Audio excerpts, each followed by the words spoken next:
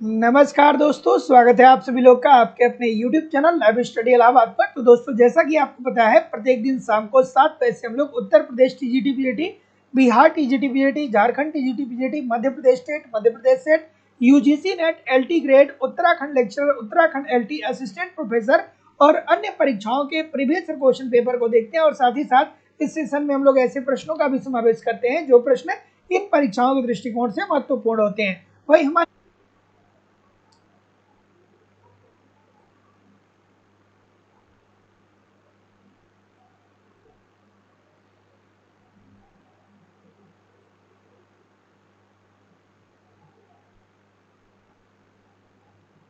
हाँ, तो live study Allahabad के मोबाइल एप्लीकेशन पे आपकी दूसरी क्लास होती है, जहाँ पे हम लोग इकोनॉमिक्स के अलग अलग बैच को देखते हैं और सभी बैचेस में आपको आपके सिलेबस के अकॉर्डिंग एक रणनीति के तहत इकोनॉमिक्स के सारे कंटेंट आपको प्रोवाइड किए जा रहे हैं। जैसे कि आपको आपके सिलेबस के अनुसार इकोनॉमिक्स के कंप्लीट कोर्स पढ़ाए जा रहे हैं, अर्थात आपकी थियोरी की क्लास होती है, अर्थात यहाँ पे कॉन्सेप्ट पढ़ाए जाते हैं, क्योंकि कॉन्सेप्ट पढ़ना बहुत जरूरी है। जब तक आपके कॉन्सेप्ट क्लियर नहीं होते तब तक ऑब्जेक्टिव क्वेश्चन को ठीक तरीके से सॉल्व करना उतना ठीक तरीके से हर प्रश्न को सॉल्व करना बहुत मुश्किल होता है। तो आप यहाँ पे कंप्लीट यहाँ पे आपको कॉन्सेप्ट पढ़ाया जा रहा है, कॉन्सेप्ट पढ़ती रहिए। इसकी लाइव क्लास होती है, इनकेस लाइव क्लास में आप नहीं जुड़ेंगे तो बाद में आपको रिकॉर्डेड क्लास भी मिल जाएगी, तो आप अपने समय के अनुसार कभी भी क्लास को देख सकते हैं। आपको कंप्लीट इकोनॉमिक्स के नोट्स भी यहाँ पे दिए जा रहे हैं, ताकि आप एक तरफ कॉन्सेप्ट को पढ़ते रहिए और दूसरी तरफ नोट्स के माध्यम से रिवीजन करते रहिए। आपको टेस्ट सीरीज दिया जा रहा है, समय समय पे टेस्ट दीजिए, देखिए कि तैयारी आपकी कैसी चल रही है, किस तरीके से आप कितना तैयार हैं और गलती कहाँ पे हो रही है। जो भी गलती हो रही है उस गलती को आप सुधारिए, फिर अगला टेस्ट दीजिए, जिससे आपकी एक्यूरेसी बेहतर हो पाए। प्रीवियस ईयर के क्वेश्चन पेपर भी आपको दिए जा रहे हैं, डायरेक्टली इनडायरेक्टली बहुत सारे क्वेश्चन प्रीवियस ईयर से पूछे जाते हैं और करंट की भी क्लासेस आपको यहाँ पे करवाई जा रही है। मतलब आपको कहीं भी इधर उधर से कुछ भी कलेक्ट करने की जरूरत नहीं, बस आप ईमानदारी से एप्लीकेशन पे मैं जितना कंटेंट दे रहा हूँ उसे फॉलो करते रहिए, यूट्यूब पे प्रैक्टिस करते रहिए। सब कुछ आपका बहुत ही कम समय में बेहतर ढंग से तैयार होने वाला है और आप आसानी से यहाँ से सफलता भी सुनिश्चित कर सकते हैं। और सबसे बड़ी बात तो यह है कि कोर्स की वैलिडिटी लाइफ टाइम है। इट मीन्स अगर जो आप एक बार कोर्स को परचेज करते हैं तो वर्तमान परीक्षा में तो आप पढ़ेंगे ही पढ़ेंगे, साथ ही साथ इन फ्यूचर में जब भी कोई नई वैकेंसी आएगी और उसके लिए जब भी नया बैच प्रारंभ होगा, आपको ऑटोमेटिक बैच में ऐड कर दिया जाएगा। आपको अलग से फीस सबमिट करने की जरूरत नहीं होगी। एडमिशन फीस केवल और केवल 2000 रुपए है लाइफ टाइम की वैलिडिटी के साथ। तो जो लोग भी एडमिशन लेना चाहते हैं, आप इस नंबर पे कॉल या व्हाट्सएप मैसेज कर सकते हैं।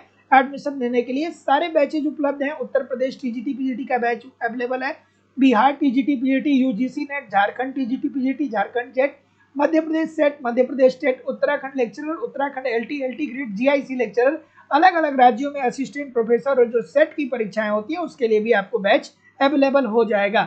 सो चलिए अब हम लोग मूव करेंगे दोस्तों अपने सेशन की तरफ। और आज के सेशन का पहला प्रश्न आप लोगों के सामने ये रहा कि मार्क वक्र क्या प्रदर्शित करता है। खूबसूरत सा प्रश्न है। ये अर्थशास्त्र को जब आप पढ़ते हैं तो अर्थशास्त्र में बहुत ही महत्वपूर्ण ये थियरी बनती है कि मांग क्या होता है, मांग वक्र क्या होता है, मांग का नियम क्या होता है, मांग की अवधारणा के बारे में हम लोग देखते हैं। चलिए, तो पहला प्रश्न आप लोगों के सामने ये रहा कि मांग वक्र क्या प्रदर्शित करता है। तो अब देखिए, एक लाइन की बात को समझिएगा। जब भी मैं आप लोगों को एप्लीकेशन पे भी पढ़ाता हूँ या यूट्यूब पे भी पढ़ाता हूँ, तो मैं कहता हूँ कि कहीं से भी आप किसी भी प्रकार के ग्राफ को मत देखिए, खुद से ग्राफ बनाइए। अब अगर जो आप खुद से ग्राफ बनाएंगे तो आपको ये बात तो समझ में आनी चाहिए कि सर जी, मांग का नियम यही तो बताता है ना कि वस्तु की कीमत और मांग में विपरीत संबंध होता है। अगर जो किसी वस्तु की कीमत में वृद्धि होती है, ठीक है, मांग का नियम क्या बताता है? मांग का नियम वस्तु की कीमत और मांग में विपरीत संबंध बताता है, यही तो बताता है ना।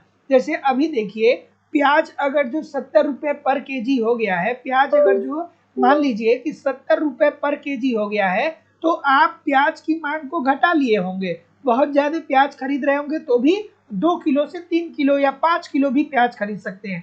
तो मान लीजिए कि जब प्याज की कीमत 70 रुपया पर केजी है, तो आप मार्केट जाते हैं तो 5 केजी प्याज खरीद के लाते हैं। तो 7 पचे 35 कितने का प्याज हो गया? 350 रुपए का हो गया।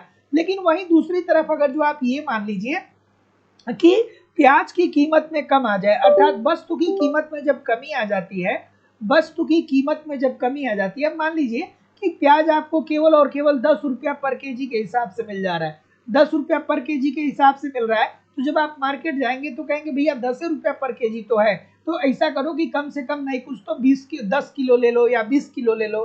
तो आप अगर जो मान लीजिए कि मिनिमम 10 केजी भी प्याज खरीदते हैं, मान लीजिए कि 10 केजी प्याज खरीद लेते हैं, तो आपका 100 रुपया लगता है, ठीक है, 100 रुपया लगता है। तो यहाँ पे क्या हो रही है, जब वस्तु की कीमत कम हो रही है तो आप अपने मांग को बढ़ा रहे हैं, ठीक है। प्याज की कीमत जब 10 रुपए की हो रही है तो आप अपने मांग को बढ़ाते हैं। आप भी मार्केट जाते होंगे तो यही तो करते होंगे। तो जितने लोग भी ऑप्शन नंबर क्या बोल रहे हैं। अब यहाँ पे एक बात और याद आनी चाहिए कि सर जी ये मांग वक्र पूछ रहा है, तो मांग वक्र के अंतर्गत मांग वक्र अगर जो आपको बनाना हो, मांग वक्र अगर जो आपको बनाना हो तो मांग वक्र आप किस तरीके से बनाएंगे। मांग वक्र अगर जो आपको बनाना हो तो मांग वक्र आप किस तरीके से बनाएंगे। तो आप कहेंगे कि सर जी अभी तो आपने बताया है कि देखिए वस्तु की मांगी गई मात्रा की बात होती है और कीमत की बात होती है। तो ये मान लीजिए कि ये क्या हो गया, ये हो गया कीमत, एक तरफ कीमत हो जाएगा और दूसरी तरफ क्या हो जाएगा, मांग हो जाएगा। एक तरफ कीमत और दूसरी तरफ मांग हो जाएगा, ठीक है। ये आपका x, ये आपका O बिंदु हो जाएगा, ये x अक्ष हो जाएगा, ये y अक्ष हो जाएगा। तो अब मान लीजिए कि अगर जो हमने कहा कि 70 रुपया पर केजी के हिसाब से प्याज मिल रही है, तो जब आप 70 रुपया पर केजी के हिसाब से प्याज खरीद रहे हैं तो मैंने बताया कि आप केवल और केवल 5 ही केजी प्याज खरीद रहे थे। कितना प्याज खरीद रहे थे, 5 केजी प्याज खरीद रहे थे। लेकिन अब क्या हो गया कि प्याज की कीमत 70 से कम हो गई। अब मान लीजिए कि प्याज की कीमत 50 रुपया हो गई। अब कीमत कितनी हो गई, 50 रुपया। प्याज की कीमत कम हो रही है, तो जाहिर सी बात है प्याज की कीमत कम हो रही है तो अब मांगी गई मात्रा को आप बढ़ा देंगे। तो ये कितने का, मान लीजिए कि आप 7 केजी खरीद पा रहे हैं। अब यहाँ पे आप 7 केजी खरीद पा रहे हैं। अब मान लीजिए कि प्याज की कीमत और कम हो गई। अब मान लीजिए कि प्याज की कीमत केवल 10 रुपया हो गई, कीमत में और कमी आ गई। तो प्याज की कीमत यहाँ पे अगर जो 10 रुपया हो गई है तो फिर मांग को आप और बढ़ा देंगे और कहेंगे कि अब हम 10 केजी प्याज खरीदेंगे। सो इजी सी बात है, ठीक है। यही तो होता है ना आपका मांग वक्र। सो ऑप्शन नंबर जितने लोग भी क्या बोल रहे हैं, बी बोल रहे हैं, सभी लोग का उत्तर यहाँ पे बिल्कुल ठीक है कि वस्तु की कीमत और वस्तु की मांगी गई मात्रा में विपरीत संबंध होता है। अगला प्रश्न, एक सेकेंड, अगला, चलिए अगला प्रश्न आपके सामने ये रहा कि एक व्यक्तिगत मांग वक्र इस मान्यता पे आधारित है कि निम्न तत्वों को छोड़ के बाकी सब तत्व निर्धारक होते हैं।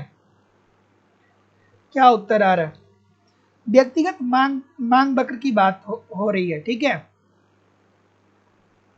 ठीक है, तो देखिए अगर जो व्यक्तिगत मांग की बात किया जाए तो अगर जो आप किसी वस्तु की मांग कर रहे हैं तो 3 तत्वों का होना बहुत जरूरी है।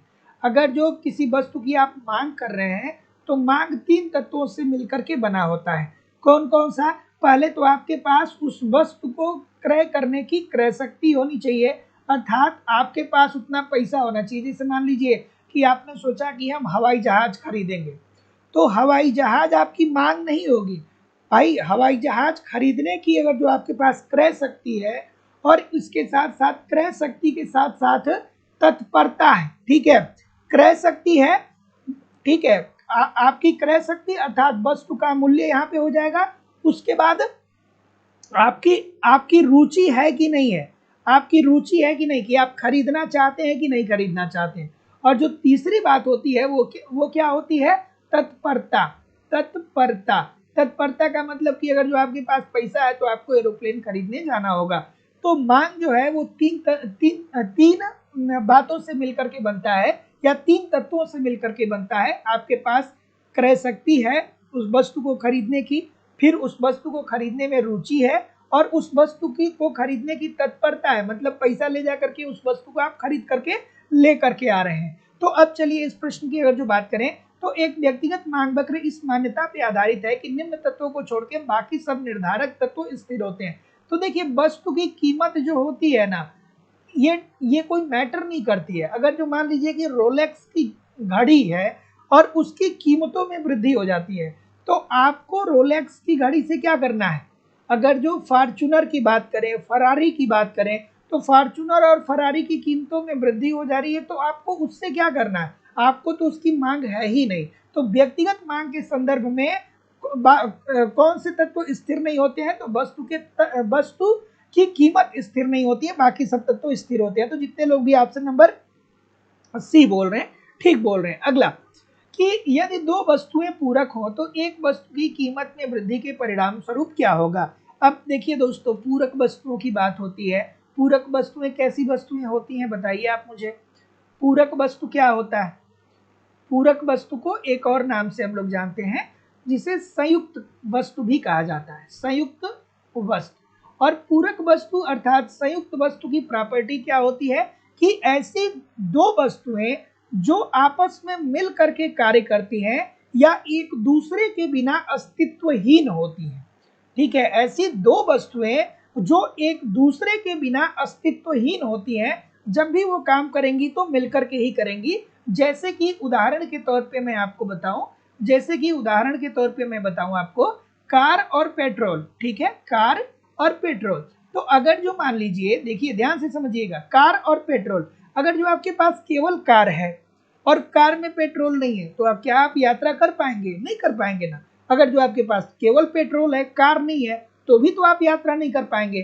तो ऐसी स्थिति में ये पूरक वस्तुएं होती हैं। तो अगर जो मान लीजिए इन केस कार की कीमत में वृद्धि हो जाती है, ठीक है, कार की कीमत ऑटोमेटिक बहुत ज्यादा बढ़ जाती है। तो जब कार की कीमत बढ़ जाएगी तो जाहिर सी बात है कि आपने मांग के नियम के अंतर्गत पढ़ा है कि जब वस्तु की कीमतों में वृद्धि होती है तो उस वस्तु की मांग को हम कम कर लेते हैं। तो ऐसी स्थिति में जब कार की कीमत बढ़ रही है तो कार की मांग में कमी आएगी, और जब कार की मांग में कमी आ जाएगी सर, तो जब कार आप खरीदेंगे ही नहीं तो पेट्रोल क्यों खरीदेंगे? तो पेट्रोल की भी मांग में कमी आ जाती है। ठीक है, पेट्रोल की भी मांग में क्या आ जाएगी? कमी आ जाएगी। क्या उत्तर आ रहा है आपका? क्या उत्तर आ रहा है? सी बोल रहे हैं कि दूसरे वस्तु की मांग क्या हो जाएगी? नीचे की ओर खिसक जाएगी। ऐसा क्यों हो रहा है? ऐसा इसलिए हो रहा है कि पूरक वस्तुएं या संयुक्त वस्तुएं ऐसी वस्तुएं होती हैं जो एक दूसरे के बिना अस्तित्वहीन होती हैं। जैसे कि कार और पेट्रोल। अगर जो आपके पास केवल कार है या केवल पेट्रोल है तो आप यात्रा नहीं कर पाएंगे। आपको यात्रा करना है तो कार और पेट्रोल दोनों होना चाहिए। इनकेस मान लीजिए कि कार की कीमत में वृद्धि हो जा रही है, तो जाहिर सी बात है कि जब कीमत बढ़ती है तो मांग में कमी आती है। तो जब कार की कीमत बढ़ेगी तो कार की मांग कम होगी, और जाहिर सी बात है जब कार की मांग कम हो जाएगी तो लोग पेट्रोल क्यों खरीदेंगे? पेट्रोल पीने के लिए लोग थोड़ी खरीदेंगे, पेट्रोल तो कार में ही इस्तेमाल होगा ना। तो जब कार की मांग कम हो जाएगी तो पेट्रोल की भी मांग कम हो जाएगी। इसका मतलब कि दूसरे वस्तु की मांग बक नीचे की ओर खिसक जाएगी। अगला, अन्य बातें हैं। 5 बजे जो क्लास होती है, मैं अभी आप लोगों को स्टेटस पे डाला था कि जो 5 बजे से एप्लीकेशन पे क्लास होती है, मैं एप्लीकेशन पे एक अपडेट लेकर के आया हूँ। एक नया एप्लीकेशन अब आप लोगों का आया है ना? तो एक नया एप्लीकेशन अब आप लोगों का आया है, और इस एप्लीकेशन पे आप लोग जा करके वीडियो को डाउनलोड करके अपने पास रख करके उसको जब चाहें जितनी बार चाहें पढ़ सकते हैं। क्योंकि पहले वीडियो डाउनलोड का ऑप्शन नहीं था, लेकिन अब कुछ एडिशनल फीचर में, बहुत सारे एडिशनल फीचर अब आपको नए वाले बैच में देखने को, मतलब नए वाले एप्लीकेशन में देखने को मिलेंगे। तो थोड़ा सा अपडेटिंग प्रोसेसिंग में है ना? तो ये एक बार जब पूरा अपडेट कंप्लीट हो जाता है उसके बाद आपकी सारी समस्याएं दूर हो जाएंगी। ठीक है, तो जो लोग भी एडमिशन लिए हैं या लेने वाले हैं, अब आप जहाँ पे वीडियो देखते हैं जो रेजुलेशन सेट करने वाला जो ऑप्शन आता है, तो अब वहाँ पे आप अलग अलग रेजुलेशन भी सेट कर सकते हैं। 720 कर सकते हैं, 480 कर सकते हैं, 360 कर सकते हैं, 144 कर सकते हैं। ठीक है, और उसके साथ साथ उस वीडियो को आप डाउनलोड भी कर सकते हैं। तो अब आपको बहुत सारे फीचर दिए जा रहे हैं, बस आप निश्चिंत रहिए। मैं वो हर संभव प्रयास करूंगा कि आप बेहतर से बेहतर आपको सारी चीजें सुविधाजनक वे में मिले। ठीक है, चलिए आगे बढ़ते हैं अगले प्रश्न की तरफ कि अन्य बातें समान रहे और कीमत में कमी के परिणाम स्वरूप मांग में परिवर्तन को क्या कहते हैं? कितना खूबसूरत सा ये प्रश्न है। पता है बहुत सारे बच्चे इस प्रश्न को नहीं कर पाते। देखिए, अन्य बातें समान रहे, अन्य बातें समान रहने का मतलब क्या होता है कि भैया आय स्थिर है। आय क्या है? आय स्थिर है। आय आपकी क्या है? स्थिर है। और कीमत में कमी आ जाए, उस वस्तु की कीमत में कमी आ जाए, अगर जो उस वस्तु की क्या हो जाए, कीमत में कमी आ जाए, तो इसे क्या कहा जाएगा। तो अब इसको ध्यान से समझिएगा कि ये प्रश्न कहना क्या चाहता है। तो जैसे मान लीजिए कि ये मैं समय ले लेता हूं 2023 का, ठीक है, और ये समय ले लेता हूं 2024 का, ठीक है। तो 2023 में आपकी आय जो थी वो 100 रुपए थी। 2023 में आपकी आय 100 रुपए थी और आप 10 वस्तुओं को परचेज कर पा रहे थे, 10 वस्तुओं को परचेज कर पा रहे थे, अर्थात प्रत्येक वस्तु कितने रुपए की थी, प्रत्येक वस्तु जो थी वो आपको 10 रुपए की पड़ रही थी, ठीक है, प्रत्येक वस्तु मान लीजिए 10 रुपए की पड़ रही थी।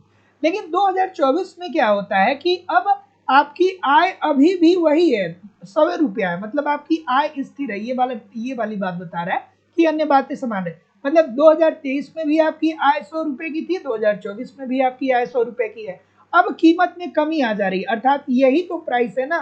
तो पहले एक वस्तु की कीमत 10 रुपया थी, अब मान लीजिए कि कीमत में कमी आ जा रही है, अब वह वस्तु 5 रुपए की मिल रही है। तो जाहिर सी बात है कि पहले जब वस्तु की कीमत 10 रुपया थी, जब वस्तु की कीमत 10 रुपया थी तो आपके पास 100 रुपया था, और 100 बटा 10 मतलब 10 वस्तु को आप परचेज कर पा रहे थे। लेकिन 2024 में क्या हो गया कि उस वस्तु की कीमत 5 रुपया हो गई, अर्थात 100 रुपए अपान 5 रुपये, अर्थात अब आप क्या कर सकते हैं, 20 वस्तुओं को परचेज कर सकते हैं, अर्थात अब आप ज्यादा वस्तुओं को परचेज कर पा रहे हैं। और इसे हम क्या बोलेंगे, इसे हम क्या बोलेंगे, इसे हम क्या बोलेंगे, बहुत सारी गलतियां आ रही है, इसे हम क्या बोलेंगे, इसे हम बोलेंगे कि मांग में क्या हो रहा है, विस्तार हो रहा है। मांग में क्या हो रहा है, विस्तार हो रहा है, कीमत में कमी आ रही है। और अगर जो कीमत में वृद्धि होगी, आय वही रहेगा, कीमत में वृद्धि होगी तो मांग में कमी आ जाएगी। अगला प्रश्न कि थोड़ा सा एक सेकेंड, ये एक तालिका दिया गया है और इस तालिका मांग की तालिका दिया गया है, खास करके मांग की तालिका दिया गया है और आपको प्रश्न को सॉल्व करना है। चलिए भाई सॉल्व करके बताइए। सभी लोग वीडियो को लाइक और शेयर तो कर दीजिए, ठीक है, सभी लोग वीडियो को लाइक और शेयर किया करिए। इतने सारे लोग क्लास देख रहे हैं फिर भी लाइक और शेयर की संख्या बहुत कम है। हाँ, क्या उत्तर आ रहा है, निम्न मांग तालिका में यदि कीमत 4 रुपया प्रति इकाई से कम होकर के 2 रुपया प्रति इकाई रह जाए। देखिए कितना बच्चों वाली बात है, छोटा सा प्रश्न है यार, बहुत दिमाग नहीं लगाना है, बस थोड़ा सा लगाइए। देखिए ये क्या दिया गया है, इधर कीमत दिया गया है, वस्तु की कीमत। तो पहले अगर जो पहले दौर में देखेंगे, यहाँ पे देखेंगे फर्स्ट स्टेज में, तो उस वस्तु की कीमत 4 रुपया है और 4 रुपए में वो कितनी क्वांटिटी उस वस्तु को ले रहा है, 50 क्वांटिटी ले रहा है। लेकिन अब क्या हो जा रहा है कि कीमत 4 रुपए की बदले अब 3 रुपए हो रहा है। अब कीमत में क्या आ जा रही है, कमी आ जा रही है। फिर कीमत 3 रुपए की जगह पे क्या हो रहा है, 2 रुपया हो जा रहा है, कीमत और कम हो जा रहा है। तो अब आप देखिए कि जैसे जैसे वस्तु की कीमत में कमी आ रही है, वैसे वैसे वस्तु की मांग में वृद्धि हो रही है। जब वस्तु की कीमत 4 रुपया थी तो वो क्या हो रहा था कि 50 की मांग हो रही थी, ठीक है, 50 यूनिट की मांग हो रही थी। लेकिन जब वस्तु की कीमत 4 रुपए की जगह पे अब 3 रुपया हो गया, तो अब इसने अपनी मांग को बढ़ा दिया। कितना बढ़ा दिया, अब ये 50 की जगह पे 60 कर दिया। अब वस्तु की कीमत 3 रुपए की जगह पे 2 रुपया हो गया। तो अब फिर उसने क्या कर दिया कि 60 की जगह पे 75, अर्थात उसने मांग को बढ़ा दिया। इसका सीधा सीधी मतलब क्या होगा, इसका सीधा सीधी मतलब क्या होगा कि जब वस्तुओं की कीमतों में कमी आ रही है, जब वस्तु की कीमत कम हो रही है, तो मांगी गई मात्रा में मांग में क्या आ रही है, मांग में वृद्धि आ रही है। सो ये क्या हो जाएगा, इकाई के बराबर हो जाएगा। Option number B according to the question this is the right answer हो जाएगा। अगला कि परिवर्तनशील अनुपातों के नियम का नियम उत्पादन की 3 अवस्थाओं का चर्चा करता है। उत्पादन के प्रथम चरण में क्या होता है। अब देखिए ऐसे प्रश्नों के लिए आपको कॉन्सेप्ट तो पढ़ना पड़ेगा, है ना, ऐसे प्रश्नों के लिए कॉन्सेप्ट पढ़ना पड़ेगा। और जो लोग भी लाइव स्टडी इलाहाबाद के मोबाइल एप्लीकेशन पे जुड़ना चाहते हैं, वहाँ पे मैं आपको जिम्मेदारी और विश्वास से कह रहा हूँ कि अगर जो एक बार आप बैच ज्वाइन कर लेंगे तो निश्चित तौर पे आपको इकोनॉमिक्स का कोई भी कंटेंट इधर उधर से कलेक्ट करने की जरूरत नहीं पड़ेगी, क्योंकि मैं एक रणनीति के तहत आपको इकोनॉमिक्स के सारे कंटेंट प्रोवाइड करा रहा हूँ। अलग अलग बैच चल रहा है, सभी बैचेज में आपको सिलेबस के अनुसार ही सारे कंटेंट दिए जा रहे हैं। आपको आपके सिलेबस के अनुसार कंप्लीट कॉन्सेप्ट पढ़ाया जा रहा है। इसकी लाइव क्लास होती है। इनके इस लाइव क्लास में नहीं जुड़ेंगे तो बाद में आपको रिकॉर्डेड क्लास भी मिल जाएगी, तो आप अपने समय के अनुसार कभी भी क्लास को देख सकते हैं। आपको कंप्लीट वहाँ पे नोट्स दिया जा रहा है। मेरी खुद की हैंड राइटिंग का मैं नोट्स दे रहा हूँ ताकि आप एक तरफ कॉन्सेप्ट पढ़िए, दूसरी तरफ नोट्स के माध्यम से रिवीजन करते रहिए। टेस्ट सीरीज दिया जा रहा है, टेस्ट दीजिए, देखिए कितना तैयारी हुआ है, कितना और बेहतर करने की जरूरत है। अपने गलतियों को पहचानिए, उसको सुधारिए, जिससे आपकी एक्यूरेसी बेहतर हो पाए। आपको यहाँ पे प्रीवियस ईयर के क्वेश्चन पेपर भी दिए जा रहे हैं। डायरेक्टली इनडायरेक्टली बहुत सारे क्वेश्चन प्रीवियस ईयर से पूछे आते हैं और करंट की भी क्लासेस आपकी करवाई जा रही है। मतलब सब कुछ मेरे द्वारा करवाया जा रहा है। आपको अलग से कुछ भी कलेक्ट करने की जरूरत नहीं होगी। कोर्स की वैलिडिटी लाइफ टाइम है। बस आपको एक बार फीस सबमिट करनी है और फिर दोबारा आपको फीस सबमिट कभी नहीं करना है। केवल और केवल 2000 रुपये फीस आपकी लाइफ टाइम की वैलिडिटी के साथ है। तो जो लोग भी एडमिशन लेना चाहते हैं, इस नंबर पे आप मुझे कॉल कर सकते हैं या व्हाट्सएप मैसेज कर सकते हैं। ठीक है, आप निश्चिंत होकर के इस नंबर पे कभी भी कॉल कर सकते हैं या व्हाट्सएप मैसेज कर सकते हैं। चलिए, क्या उत्तर आ रहा? चलिए, क्या उत्तर आ रहा है कि परिवर्तनशील अनुपातों का नियम उत्पादन की 3 अवस्थाओं की चर्चा करता है।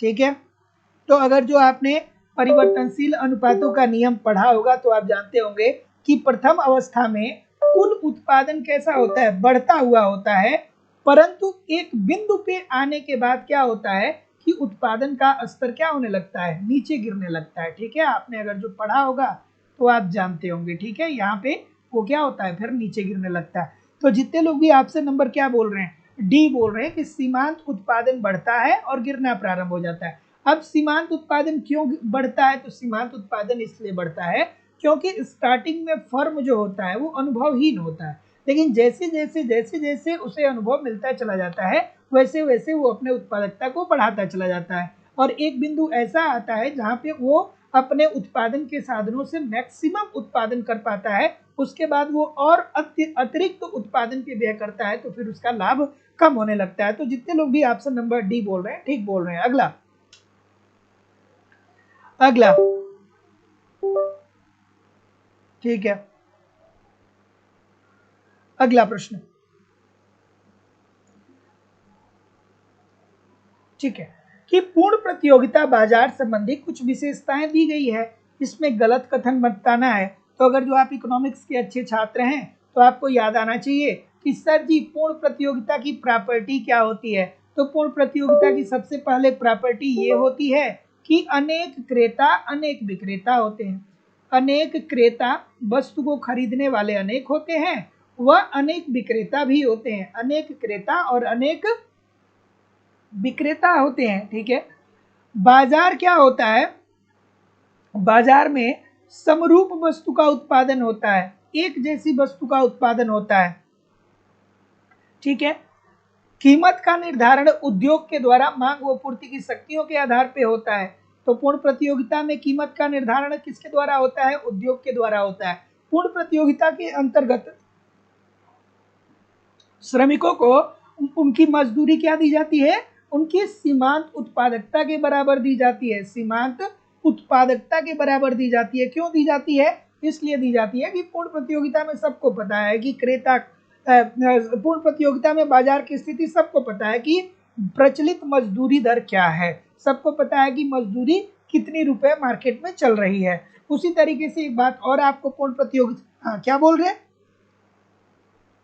ठीक है, तो जितने लोग भी ऑप्शन नंबर डी बोल रहे हैं कि कीमत पर महत्वपूर्ण नियंत्रण होता है, नहीं भैया, पूर्ण प्रतियोगिता के अंतर्गत किसी भी फर्म का कीमत पर नियंत्रण नहीं होता है, क्योंकि मांग व पूर्ति की शक्तियों के आधार पे एक उद्योग जो कीमत को निर्धारित करता है, उसी कीमत पर एक फर्म जितने चाहे प्रोडक्ट को मार्केट में बेच सकती है। ये आपका उद्योग होता है और ये आपका फर्म होता है, व्यक्तिगत फर्म होता है। ठीक है, तो जितने लोग भी डी बोल रहे हैं सही बोल रहे हैं। अगला, कि अल्पकालीन साम्य की अवस्था में पूर्ण प्रतियोगी फर्म होता है। क्या उत्तर होगा भाई? सभी लोग वीडियो को लाइक और शेयर कर दिया करिए। ठीक है, क्या उत्तर होगा? ठीक है, कि अल्पकालीन साम्य की अवस्था में पूर्ण प्रतियोगी फर्म में क्या देखने को मिलता है? क्या उत्तर आ रहा है? तो देखिए अब ध्यान से समझिएगा इस बात को, बहुत अच्छे अच्छे लोग, बहुत अच्छे अच्छे स्टूडेंट इस प्रश्न को गलत कर देते हैं। देखिए ये कह रहा है कि अल्पकाल की बात कर रहा है, मतलब अल्पकाल, पूर्ण प्रतियोगिता और अल्पकाल दो टर्म को यहाँ पे आपको समझना है।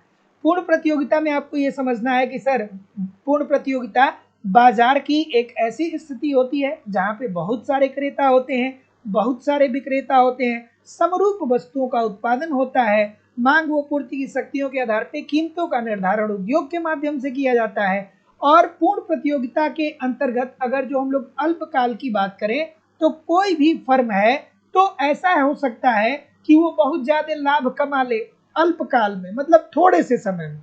जैसे दीर्घकाल की बात करें तो 20 साल 40 साल की बात होगी, और अल्पकाल की बात करें तो 1 साल 1.5 साल की बात होगी।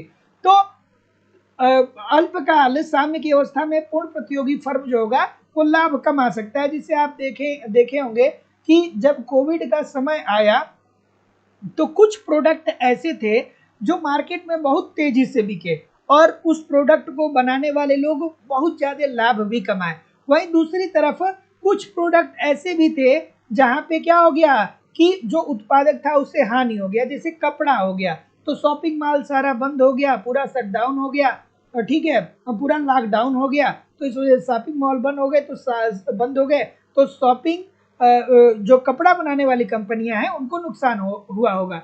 और बाकी जो दूध हो गया, कोल्ड ड्रिंक हो गया, जैसे जो डेली वस्तुएं हैं, जो ग्रोसरी स्टोर की वस्तुएं हैं, वो बस वैसे ही चलती रही, ना लाभ हुआ ना हानि हुआ।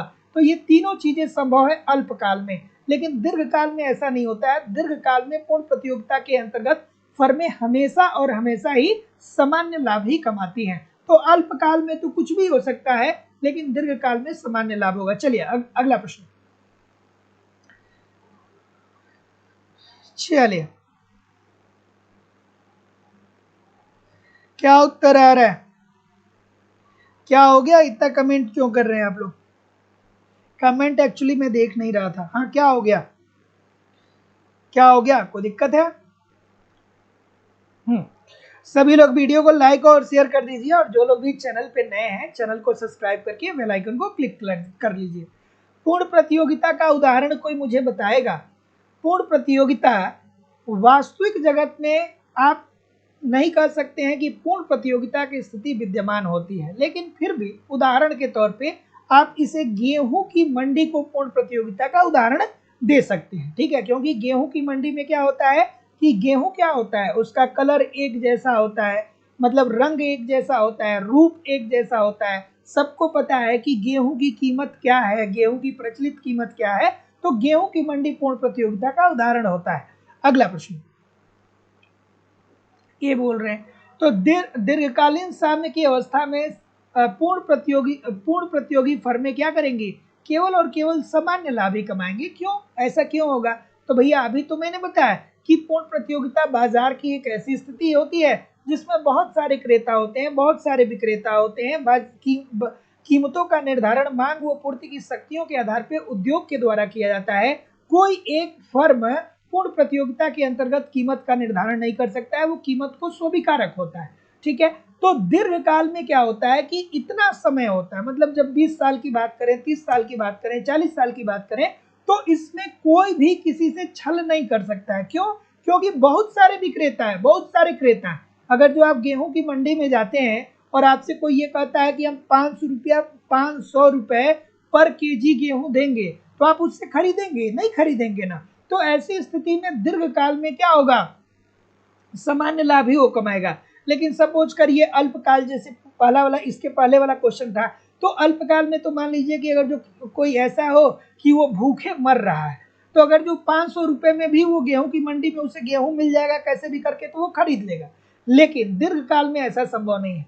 सो ऑप्शन नंबर ए अगला, कि सीमांत साधन लागत सदा औसत साधन लागत के बराबर ही होती है, क्योंकि पूर्ण प्रतियोगिता के अंतर्गत क्या चीजें देखने को मिलती हैं? क्या उत्तर होगा भाई? ठीक है, हाँ। क्या उत्तर आ रहा?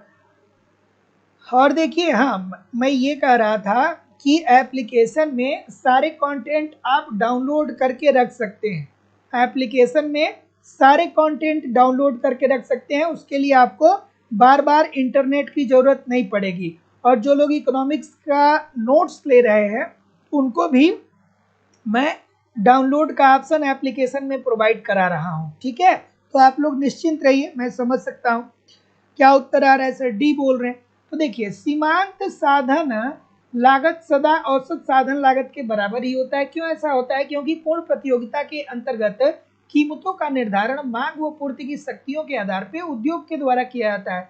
कीमतों का निर्धारण कौन करता है? इस प्राइस का निर्धारण मांग व पूर्ति की शक्तियों के आधार पर उद्योग करता है। और एक उद्योग जो कीमत का निर्धारण करता है, इसी कीमत पर एक फर्म जितने चाहे प्रोडक्ट को मार्केट में बेच सकती है, जितने चाहे प्रोडक्ट को मार्केट में बेच सकती है। Q1, Q2, Q3, ठीक है। ये बच्चों वाली बात है, बहुत बार बताता हूं। अगला कि रिकार्डो के लगान सिद्धांत के अनुसार लगान होता है।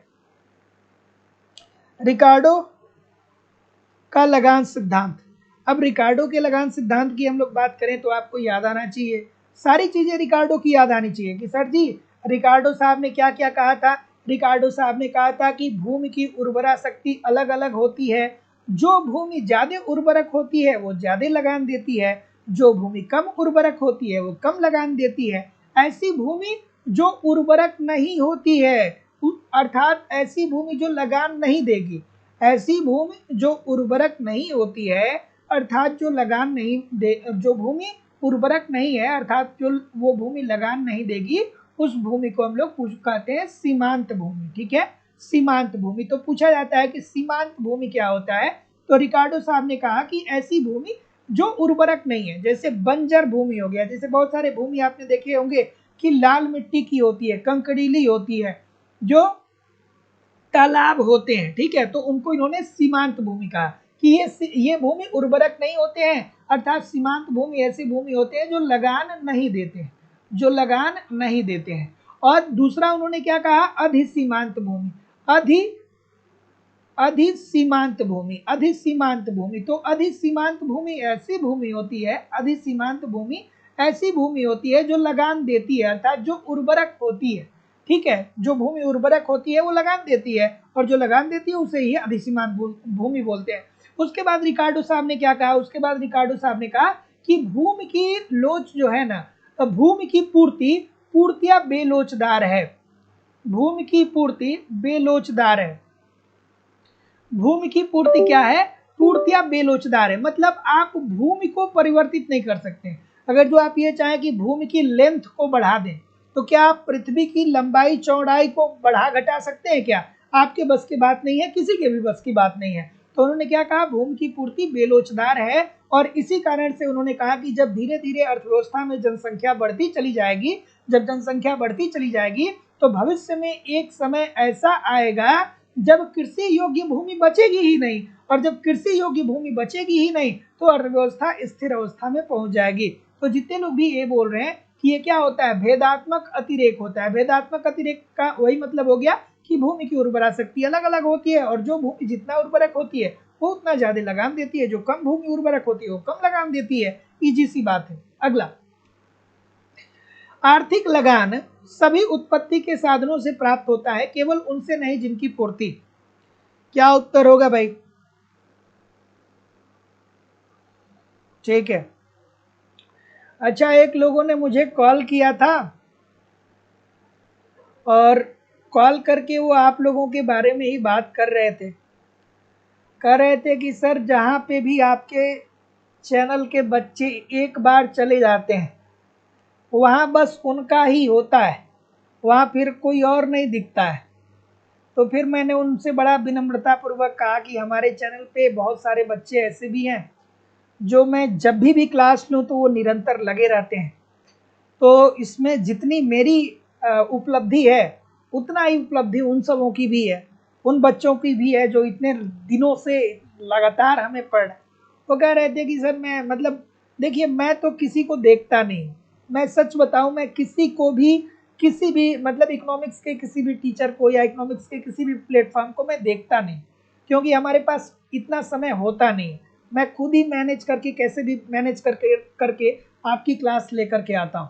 लेकिन जब कोई दूसरा कहता है ना कि सर आपके चैनल के बच्चे जहाँ भी जाते हैं वहाँ नंबर 1 हो जाते हैं, तो फिर लगता है यार कि चलो इतने दिन की तपस्या है, हम लोग इतना दिन से मेहनत कर रहे हैं, चलो कुछ तो आउटकम निकल रहा है, ठीक है, तो मजा आता है। ऐसा है क्या? ऐसा है क्या? ऐसा है क्या? बताइए, ऐसा ही है?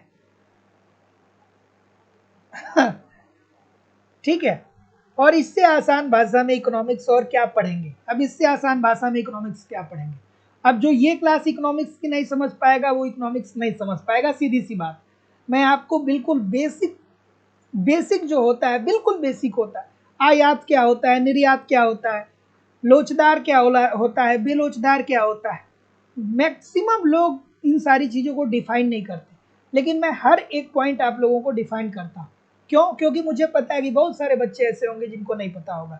चलिए अगला। और वो भी ऐसे ही कह रहे थे कि झुंड में आपके चैनल के बच्चे झुंड में आते हैं और जब वो आते हैं तो सारे इधर उधर हो जाते हैं फिर। चलिए ठीक है, चलो भाई मुझे खुशी हुई, कम से कम आप मुझे इतना प्राउड महसूस करा रहे हैं, इसके लिए आप लोगों को भी धन्यवाद। ठीक है। हमारी खुशी क्या है? आप सफल हो जाएं, उसी में हमारी खुशी है, बस और कुछ नहीं है ना। चलिए, तो आर्थिक लगान सभी उत्पत्ति के साधन से प्राप्त होता है, केवल उनसे नहीं जिनकी पूर्ति क्या होती है सर? जिनकी पूर्ति क्या होती है? क्या बोल रहे हैं? ठीक है, आप कमेंट करिए इस प्रश्न का उत्तर। केवल उनकी पूर्ति नहीं। तो जितने लोग भी बी बोल रहे हैं कि बी ही बोल रहे हैं ना, हाँ, तो जितने लोग भी बी बोल रहे हैं, अभी बार बार इस प्रश्न के बारे में हम लोग बात कर रहे थे, पूर्णतः लोचदार है। ठीक है, तो आर्थिक लगान सभी उत्पत्ति के साधन से प्राप्त होता है, केवल उनसे नहीं जिनकी पूर्ति क्या होती है? पूर्णतः लोचदार होती है। और इसका मतलब क्या होता है? अब ऐसे प्रश्नों के लिए आपको कॉन्सेप्ट पढ़ना पड़ेगा ना, तो ये वो वाला कॉन्सेप्ट है जहाँ पे हम लोग पढ़ते हैं कि एक जो पूर्ण प्रतियोगिता के अंतर्गत जो कीमत का निर्धारण होता है ना, वो मांग व पूर्ति की शक्तियों के आधार पे उद्योग करता है, और उद्योग ने जो कीमत का निर्धारण किया है उसी कीमत पर एक व्यक्तिगत फर्म जितनी चाहे प्रोडक्ट को मार्केट में बेच सकती है। वो अपन कोई व्यक्तिगत फर्म खुद से कीमत का निर्धारण नहीं कर सकती है। अगर जो मान लीजिए कि कोई आपसे ये कहे कि हम 500 रुपया पर केजी आपको गेहूं बेचेंगे, तो आप उससे 500 रुपये पर केजी का गेहूं खरीदेंगे? नहीं खरीदेंगे ना। तो जितने लोग भी बी बोल रहे हैं, बार बार मैं यही बात आपको, अगर जो आप पिछले आधे एक घंटे से जुड़े होंगे तो कई बार मैंने ये बात आपको बता दिया। अगला प्रश्न।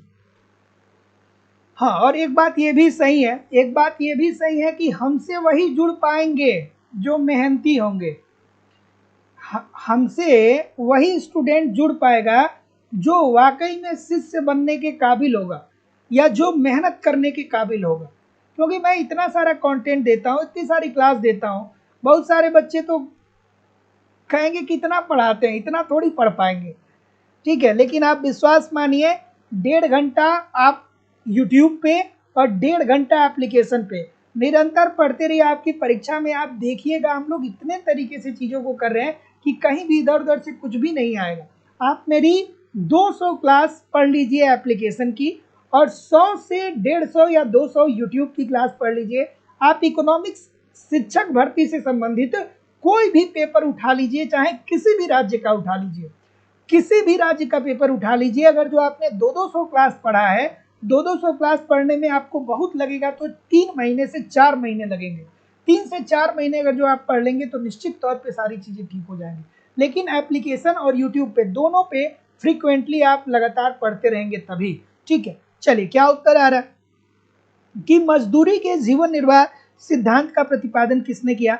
तो जितने लोग भी टाटनाट की बात कर रहे हैं ना, एनी रॉबर्ट जैक्स टाटनाट। ठीक है, जैक्स टाटनाट, इनका ये भी नाम याद रखिएगा, टाटनाट। ठीक है, फुल नाम जैक्स टाटनाट। इन्होंने क्या कहा? इन्होंने दिया था जीवन निर्वाह सिद्धांत। जीवन निर्वाह सिद्धांत के अंतर्गत इन्होंने कहा कि एक मजदूर से जब आप कोई काम कर रहे हैं ना, तो आपको एक मजदूर से जब आप कोई काम करवा रहे हैं तो आप उसे इतना मजदूरी दीजिए कि वो कम से कम अपनी रोटी की व्यवस्था कर पाए, अपने पहनने के लिए कपड़े की व्यवस्था कर पाए और रहने के लिए मकान की व्यवस्था कर पाए। तो यही बात जैक्स टाटनाट के द्वारा बताया गया था। Option number A according to the question this is the right answer हो जाएगा, ऑप्शन नंबर ए। अगला, चलिए अगला प्रश्न। ठीक, चलिए क्या उत्तर आ रहा है भाई?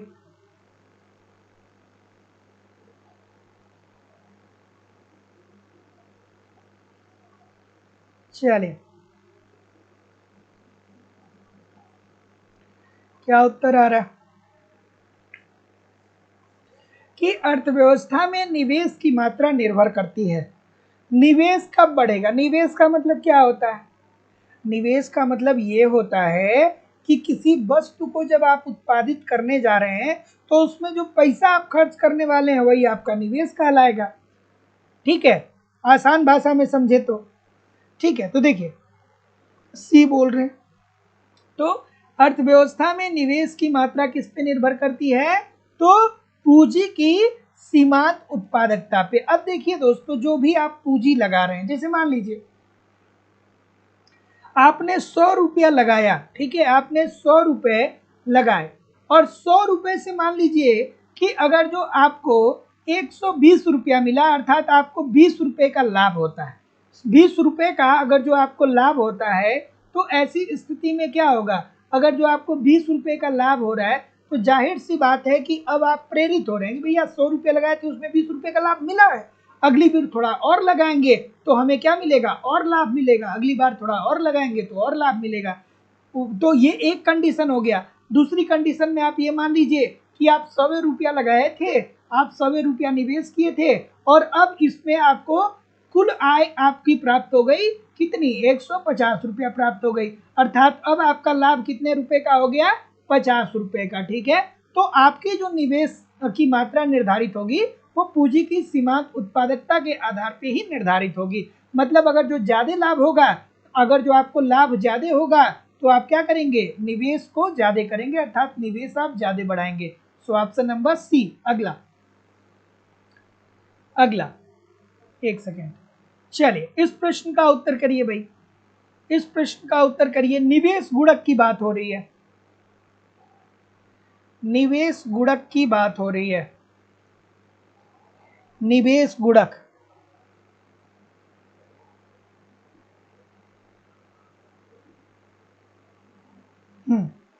क्या उत्तर आ रहा है? निवेश गुणक। अब फिर वही बात याद आनी चाहिए कि सर जी आप बताते तो हैं रोज रोज कि देखिए गुणक की अवधारणा, एक प्रश्न पक्का आपके पेपर में आएगा यहाँ से। गुणक की अवधारणा सर्वप्रथम किसने दिया था? रोजगार गुणक। रोजगार गुणक के रूप में किसने दिया था? रोजगार गुणक के रूप में आर एफ कोहन के द्वारा दिया गया था। आर एफ कोहन के द्वारा रोजगार गुणक की बात की गई थी। रोजगार गुणक क्या होता है? तो जब अर्थव्यवस्था में प्रारंभिक दौर में रोजगार बढ़ता है तो इसके परिणाम स्वरूप भविष्य में कई गुना रोजगार में वृद्धि आती है। मतलब पहले जितना रोजगार बढ़ा था उससे कई गुना वृद्धि क्या होती है? रोजगार में होती है। उसके बाद गुणक की अवधारणा को विकसित किसने किया? तो निवेश गुणक के रूप में विकसित किया। निवेश गुणक के रूप में विकसित किया। तो किसने निवेश गुणक के रूप में विकसित किया? किन्स ने विकसित किया। गुणक इज इक्वल टू क्या होता है? K is equal to delta Y, delta Y upon delta I होता है। K is equal to 1 upon M P S होता है, या के इज इक्वल टू और क्या होता है? 1 अपान 1 माइनस एम पी सी होता है। एक प्रश्न 100% आपके पेपर में आएगा, यहाँ से जितना मैं बता रहा हूँ एक प्रश्न पक्का आएगा। तो निवेश गुणक वह अनुपात है जो आय में वृद्धि और नए निवेश में वृद्धि के बीच में पाया जाता है। मतलब जब आपकी आय में वृद्धि होती है, जब आप अपने निवेश को बढ़ाते हैं ना, अगर जो आप किन्स आपके निवेश गुणक की को पढ़ेंगे इसकी थियरी को, तो सीधा बोलते हैं कि अगर जो अर्थव्यवस्था में प्रारंभिक दौर में निवेश की मात्रा बढ़ाई जाती है तो जितनी तेजी से निवेश बढ़ता है उसके कई गुना तेजी से वृद्धि क्या होता है? राष्ट्रीय आय में होता है। मतलब जितना निवेश बढ़ा है उससे कई गुना वृद्धि क्या होगा, राष्ट्रीय आय में होगा। तो जितने लोग भी ऑप्शन नंबर ए बोल रहे हैं ठीक बोल रहे हैं। अब यहाँ पे देखिए, अब आपको याद आने चाहिए, फिर गुणक हो गया, त्वरक भी याद आना चाहिए कि सर जी त्वरक की अवधारणा सर्वप्रथम किसने दिया था, किसने दिया था बताइए, अफ्तेलियन ने दिया था। त्वरक की अवधारणा को विकसित किसने किया था, जेबी क्लार्क ने किया था। त्वरक होता क्या है, कमेंट करके बताइए त्वरक क्या होता है।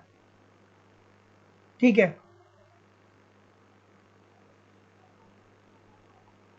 चलिए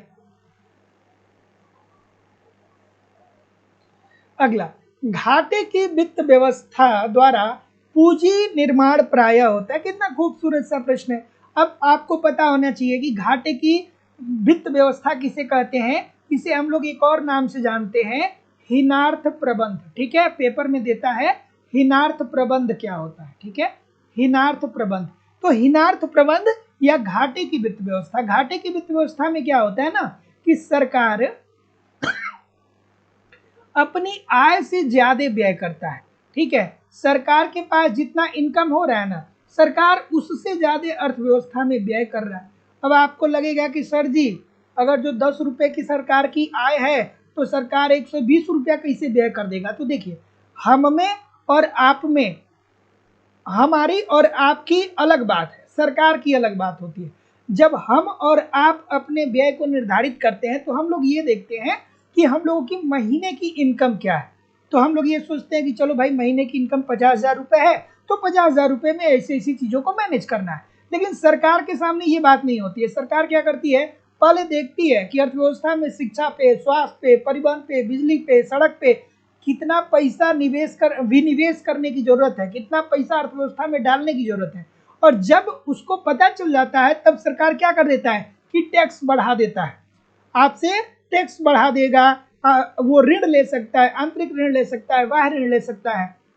ठीक है, तो ऐसी स्थिति में सरकार अगर जो अपनी आय से ज्यादा अर्थव्यवस्था में व्यय कर रहा है तो इसका सीधा सीधी मतलब है कि अर्थव्यवस्था में मुद्रा की पूर्ति बढ़ रही है। और जब अर्थव्यवस्था में मुद्रा की पूर्ति बढ़ जाएगी तो सबके पास पैसा होगा। जैसे मान लीजिए कि सरकार ने क्या किया, 50,000 करोड़ रुपए अर्थव्यवस्था में डाला, भारतीय अर्थव्यवस्था में डाला। तो अब ये 50,000 करोड़ किसी एक व्यक्ति के जेब में तो जाएगा नहीं। मान लीजिए कि किसी बिजनेसमैन के पास भी चला गया तो वो बिजनेसमैन इस पैसे को खर्च करेगा ना कहीं लगाएगा ना, मजदूरों को देगा ना। तो जब अर्थव्यवस्था में मुद्रा की पूर्ति बढ़ती है तो पैसा सबके पास आता है। तो जब मुद्रा की पूर्ति बढ़ती है तो ऐसी स्थिति में सभी लोग क्या करेंगे, अपनी मांग को बढ़ा देंगे, क्योंकि सबके पास पैसा आ जाएगा, सभी लोग मांग को बढ़ा देंगे। और सभी लोग मांग को बढ़ा देंगे और उस अनुसार अगर जो पूर्ति नहीं हो पाएगा, अर्थात उत्पादन नहीं हो पाएगा। जैसे मांग तो कोई भी बढ़ा सकता है, एक छोटा सा बच्चा, जो बच्चा अभी पैदा होता है वो भी सैकड़ों वस्तुओं की मांग करता है। ठीक है, आप खुद ही सैकड़ों वस्तुओं की मांग करते हैं अपने घरों में, लेकिन क्या आप किसी एक वस्तु के उत्पादक हैं, नहीं है ना। तो जब अर्थव्यवस्था में किसी वस्तु की मांग बहुत ज्यादा हो जाएगी और उत्पादन कम होगा, अर्थात पूर्ति कम होगी, तो जाहिर सी बात है कि उस वस्तु की कीमतों में वृद्धि हो जाएगी। और जब उस वस्तु की कीमत में वृद्धि हो जाएगी तो हम कहेंगे कि महंगाई आ गई है। और महंगाई को ही इकोनॉमिक्स की भाषा में मुद्रास्फीति बोलते हैं। ठीक है, महंगाई को ही इकोनॉमिक्स की भाषा में मुद्रास्फीति बोलते हैं। तो घाटे की वित्त व्यवस्था को और किस नाम से जानते हैं, हीनार्थ प्रबंध के नाम से जानते हैं। और ये घाटे की वित्त व्यवस्था क्या करता है, अर्थव्यवस्था में स्थितिकारी होता है, अर्थात ये महंगाई को उत्पन्न करने वाला होता है। क्यों, क्योंकि जब सरकार हीनार्थ प्रबंध अर्थात घाटे की वित्त व्यवस्था का मतलब ये होता है कि सरकार अपनी आय से ज्यादा अर्थव्यवस्था में व्यय कर रहा है।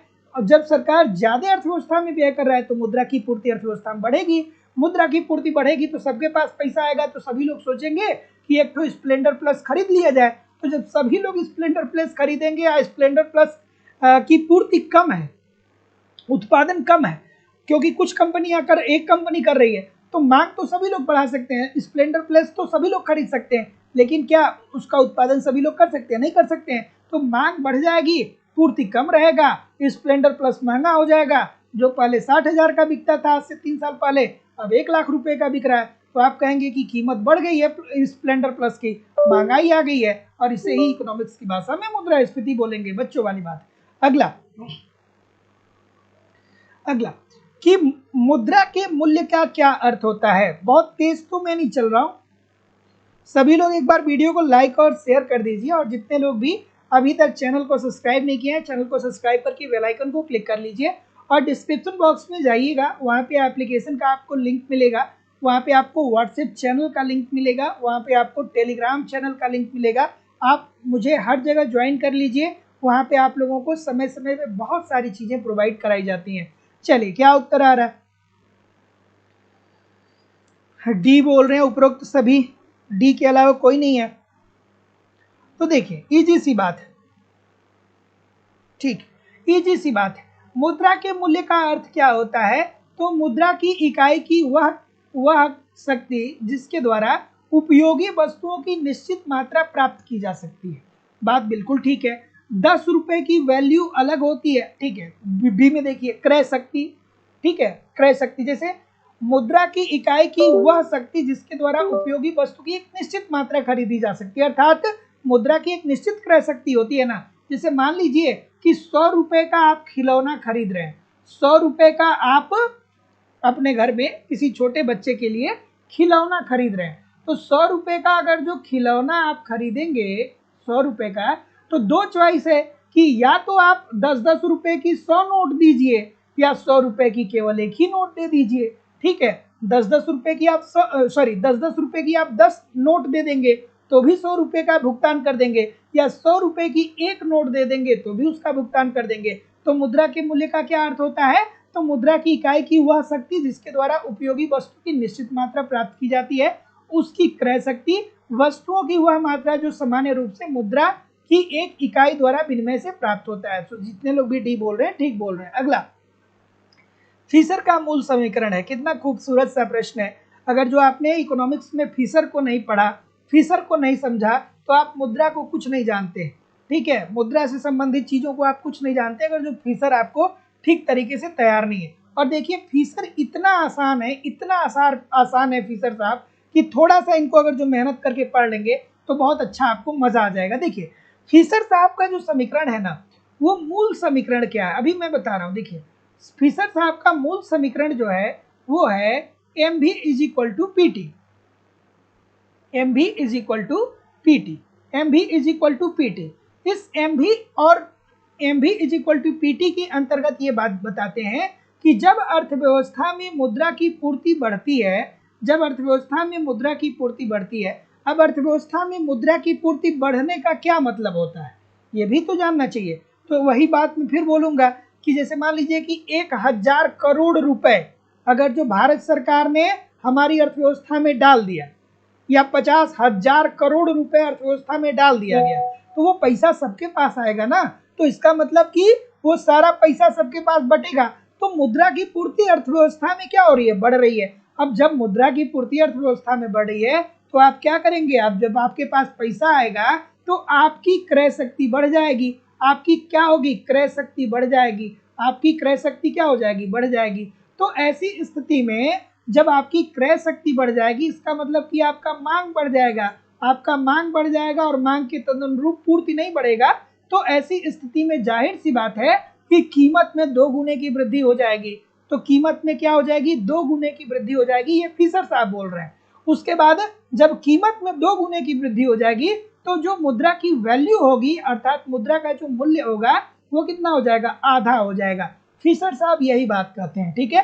तो फिशर साहब का मूल समीकरण क्या है? तो फिशर साहब का मूल समीकरण है एम भी is equal to P T. इसके अंतर्गत कहते हैं कि जब अर्थव्यवस्था में मुद्रा की पूर्ति में वृद्धि होती है तो कीमत स्तर में 2 गुने की वृद्धि हो जाती है और मुद्रा के मूल्य में आधे की कमी आ जाती है, अर्थात मुद्रा की वैल्यू गिर जाती है। अब बहुत सारे लोग को नहीं समझ में आ रहा होगा, तो आप ऐसे समझ लीजिए कि जब कीमत बढ़ेगा तो कैसे मुद्रा की वैल्यू गिरेगी। जब वस्तु की कीमत बढ़ रहा है तो मुद्रा की वैल्यू कैसे गिरेगी? सर, इसको समझना जरूरी है ना। तो इसको ऐसे समझ लीजिए कि मान लीजिए कि 2022 की अगर जो हम लोग बात करते हैं, 2022 की बात करते हैं, तो 2022 में अगर जो आपके पास 140 रुपए है, तो 140 रुपए अगर जो 2022 में आपके पास था और उस समय दाल की कीमत केवल और केवल 70 रुपया पर केजी थी, तो 140 रुपए में आप 2 केजी दाल खरीद सकते थे। 70 रुपया ही किलो तक था 2022 में। तो आप क्या कर सकते हैं? 70 रुपये ही तो था। तो 140 रुपए में आप 2 kg दाल खरीद सकते थे। लेकिन अब आइए 2024 में, जब आप 2024 में आते हैं और आपके जेब में केवल 140 रुपए है, तो अब क्या हो रहा है? अब ये हो रहा है कि अब दाल की कीमत 140 रुपए है। तो अब वर्तमान समय में दाल की कीमत 140 रुपए है, तो अब आप 1-1 kg खरीद पाएंगे। अर्थात वस्तु की कीमत बढ़ी है। 2022 में वस्तु दाल की कीमत केवल 70 रुपए थी, लेकिन 2024 में दाल की कीमत 140 रुपए हो गई। तो अर्थात जब वस्तु की कीमत में वृद्धि हुई है तो मुद्रा की वैल्यू गिरी है। क्यों गिरी है? क्योंकि 2022 में 140 रुपया में हम 2 किलो दाल खरीद ले रहे थे कि नहीं खरीद ले रहे थे। लेकिन अब देखिए 2024 में हम 140 रुपया में 1-1 kg दाल खरीद पा रहे हैं। इसका मतलब कि रुपए की जो वैल्यू है, मुद्रा की जो वैल्यू है, उसमें कमी आई है। ठीक है, और इनका संशोधित समीकरण भी है, एम भी एम डैश भी डैश प्लस एम भी इज इक्वल टू पीटी। ये इनका संशोधित समीकरण है, ये भी ध्यान में रखिएगा। So option number C according to the question this is the right answer हो जाएगा। इकोनॉमिक्स के मजे लीजिए, मजे लीजिए, है ना।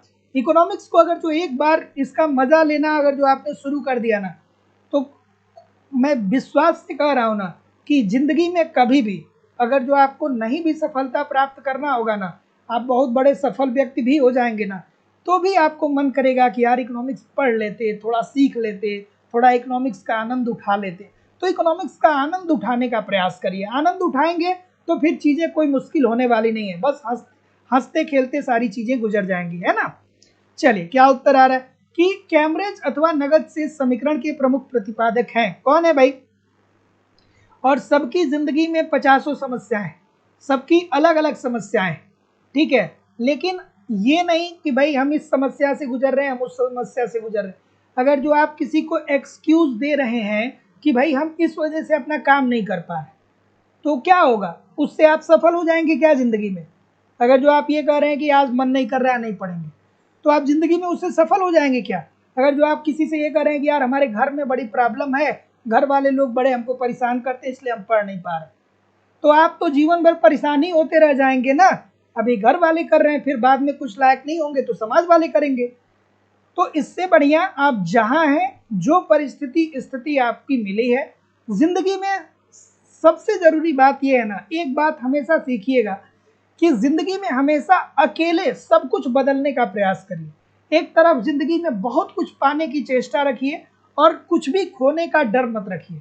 जिंदगी में बहुत कुछ पाना है, बहुत कुछ करना है, ये सोचते रहिए, उसके लिए काम करते रहिए, लेकिन किसी भी चीज को खोने से नहीं डरना, किसी भी चीज को खोने से नहीं डरना। पाने की बहुत सारी चीजें, बस प्रयास करते रहिए, मेहनत करते रहिए। जिंदगी में जरूर 100% मैं बता रहा हूं, जिसने मेहनत किया है उसे सफलता मिली है। आप भी मेहनत करेंगे, आपको भी सफलता जरूर मिलेगी, कोई रोक नहीं सकता है। क्या उत्तर आ रहा है? ये बोल रहे हैं, मार्शल की बात कर रहे हैं सभी लोग, सभी लोग मार्शल की बात कर रहे हैं, ठीक है। क्या उत्तर आ रहा है भाई? हाँ, क्या उत्तर आ रहा है? क्या उत्तर आ रहा है? मार्शल की बात बोल रहे हैं, और कोई ए के अलावा? तो जितने लोग भी ए बोल रहे हैं सभी लोग का उत्तर यहाँ पे बिल्कुल ठीक हो जाएगा। अगर जो आप कैम्ब्रिज अथवा नगद शेष समीकरण पढ़ेंगे ना, तो इसके कई सारे इससे संबंधित अर्थशास्त्री कई रहे, जिससे मार्शल रहे, पीगू भी थे, बाद में पीगू ने भी इसके बारे में बात की, रॉबर्टसन ने भी इसके बारे में बात की, ठीक है, रॉबर्टसन ने भी इसके बारे में बात किया था। उसके बाद इसमें इसकी बात किन्स ने भी किया था। और ये क्या कहता है? ये नगद शेष समीकरण क्या कहता है? तो ये नगद शेष समीकरण ये कहता है कि भैया जो मुद्रा होता है ना, वो मुद्रा को विनिमय, मुद्रा जो है वो विनिमय का माध्यम नहीं है। मुद्रा क्या करता है? मूल्य का संचय करता है, ठीक है। मुद्रा मूल्य का संचय करता है, ये विनिमय का माध्यम नहीं होता है। तो जितने लोग भी ए बोल रहे हैं ठीक बोल रहे हैं। अगला, निम्न समीकरण किसने बताया भाई? निम्न समीकरण किसने बताया? ठीक है,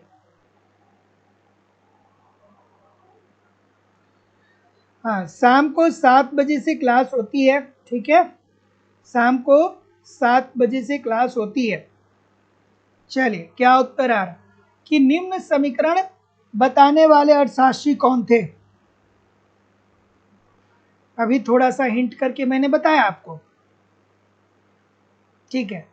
तो पीगू साहब जो थे वो पहले कैम्ब्रिज अर्थशास्त्री थे जिन्होंने नकदी शेष सिद्धांत को बताया था।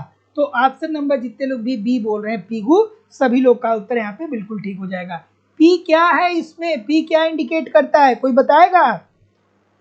क्रय शक्ति या मुद्रा के मूल्य को। पी क्या इंडिकेट करता है, मुद्रा की क्रय शक्ति को या मुद्रा के मूल्य को, ठीक है, मुद्रा के मूल्य को या उसकी क्रय शक्ति को, क्रय शक्ति को, ठीक है, क्रय शक्ति को बताता है कि कुल वास्तविक आय का वह अनुपात है जिसे वैध रूप में लोग अपने पास रखते हैं, ठीक है, मतलब वैध रूप में जो पैसा आप अपने पास रखे हैं। आर क्या है, आर जो है वो वास्तविक आय है और एम क्या है, वैध मुद्रा की वास्तविक इकाइयों की संख्या। तो जितने लोग भी सी बोल रहे हैं ठीक बोल रहे हैं। अब ऐसे प्रश्नों के लिए आपको कॉन्सेप्ट तो पढ़ने पड़ेंगे, और जो लोग भी इकोनॉमिक्स का कॉन्सेप्ट पढ़ना चाहते हैं तो आपको मैं बता दूं कि एक रणनीति के मुताबिक, एक स्ट्रेटजी के मुताबिक आपको लाइव स्टडी इलाहाबाद के मोबाइल एप्लीकेशन पे इकोनॉमिक्स के सारे कंटेंट दिए जा रहे हैं, जहाँ पे इकोनॉमिक्स के अलग अलग बैच आपको देखने को मिलेंगे और सभी बैचेज में आपके सिलेबस के अनुसार सारे कंटेंट दिए जा रहे हैं। जैसे कि आपको आपके बैच में आपके सिलेबस के अनुसार इकोनॉमिक्स के सारे कॉन्सेप्ट सिंपल सटीक साधारण भाषा में पढ़ाए जा रहे हैं। इसकी लाइव क्लास होती है, लाइव क्लास में अगर जो आप नहीं जुड़ पाते तो बाद में आपको रिकॉर्डेड क्लास मिल जाएगा, कभी भी आप अपने क्लास को देख सकते हैं अपने समय के अनुसार। उसके अतिरिक्त आपको मैं अपनी खुद की हैंड राइटिंग का नोट्स दे रहा हूँ, जो मैंने खुद से नोट्स बनाया वो भी मैं नोट्स आप लोगों को सौंप दे रहा हूँ कि आप ठीक तरीके से बस पढ़िए। बिल्कुल सिंपल सटीक साधारण भाषा में मैं आपको नोट्स भी प्रोवाइड करा रहा हूँ, ताकि आप एक तरफ कॉन्सेप्ट को पढ़ते रहिए, दूसरे तरफ नोट्स के माध्यम से रिवीजन करते रहिए। आपको मैं टेस्ट सीरीज भी दे रहा हूँ कि आप टेस्ट दीजिए, देखिए गलती कहाँ हो रही है। बहुत सारे बच्चे टेस्ट नहीं देते हैं, लेकिन टेस्ट देना बहुत जरूरी है। जब आप टेस्ट देते हैं तो आप अपनी गलती को समझ पाते हैं, उसको इवेलुएट कर पाते हैं कि किस तरीके की गलती हो रही है, उसे कैसे सुधार करना है। आपको प्रीवियस ईयर के क्वेश्चन पेपर भी दिए जा रहे हैं, डायरेक्टली इनडायरेक्टली बहुत सारे क्वेश्चन प्रीवियस ईयर से पूछे जाते हैं और करंट की भी क्लासेस आपको करवाई जा रही है। मतलब सब कुछ कवर कराना, सब कुछ कवर कराना हमारी जिम्मेदारी है। बस आप ईमानदारी से एप्लीकेशन पे पढ़ते रहिए, यूट्यूब पे प्रैक्टिस करते रहिए, कहीं भी इधर उधर से कुछ भी आपको कलेक्ट करने की जरूरत नहीं होगी। एडमिशन ओपन है, एडमिशन की फीस केवल और केवल 2000 रुपये है। तो जो लोग भी एडमिशन लेना चाहते हैं इस नंबर पे कॉल कर सकते हैं या व्हाट्सएप मैसेज कर सकते हैं। जो लोग भी एडमिशन लेना चाहते हैं वो लोग इस नंबर पे कॉल कर सकते हैं या व्हाट्सएप मैसेज कर सकते हैं। चलिए क्या उत्तर आ रहा है भाई?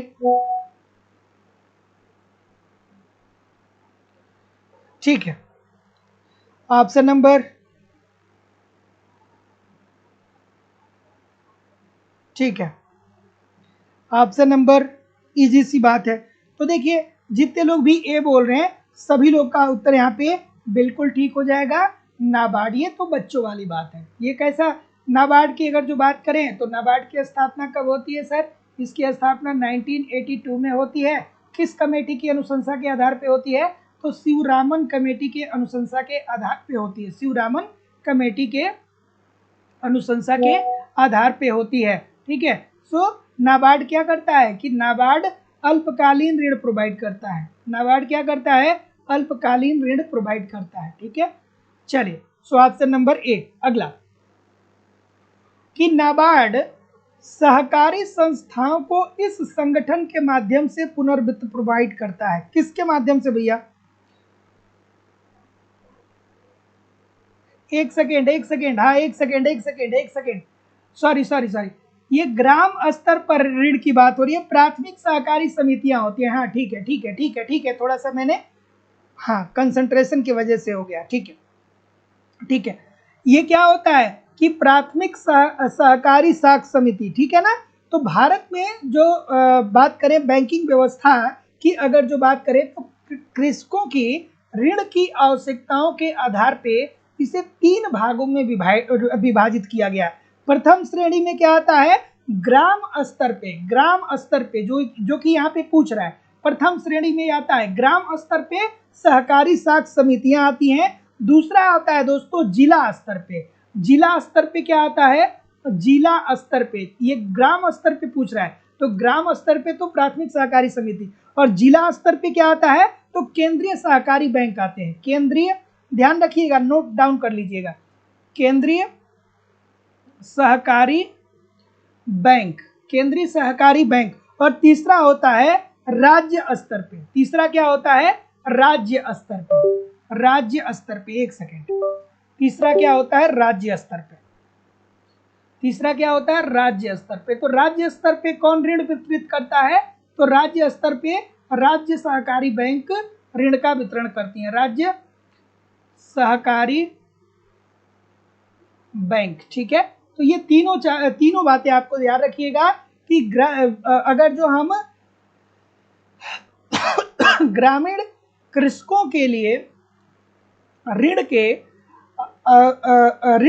स्तर को देखा जाए कि कितने स्तर पे ऋण वितरित किए जाते हैं, तो 3 स्तर पे वितरित किए जाते हैं। ग्रामीण स्तर पे जो ऋण का वितरण होता है वो प्राथमिक सहकारी समितियों के द्वारा होता है। जिला स्तर पे जो ऋण का वितरण होता है वो केंद्रीय सहकारी बैंक के द्वारा होता है। और राज्य स्तर पे जो ऋण का वितरण होता है वो राज्य सहकारी बैंक के माध्यम से होता है। अगला प्रश्न, कि नाबार्ड सहकारी संस्थाओं को इस संगठन के माध्यम से पुनर्वित्त प्रोवाइड करता है। क्या उत्तर होगा भाई?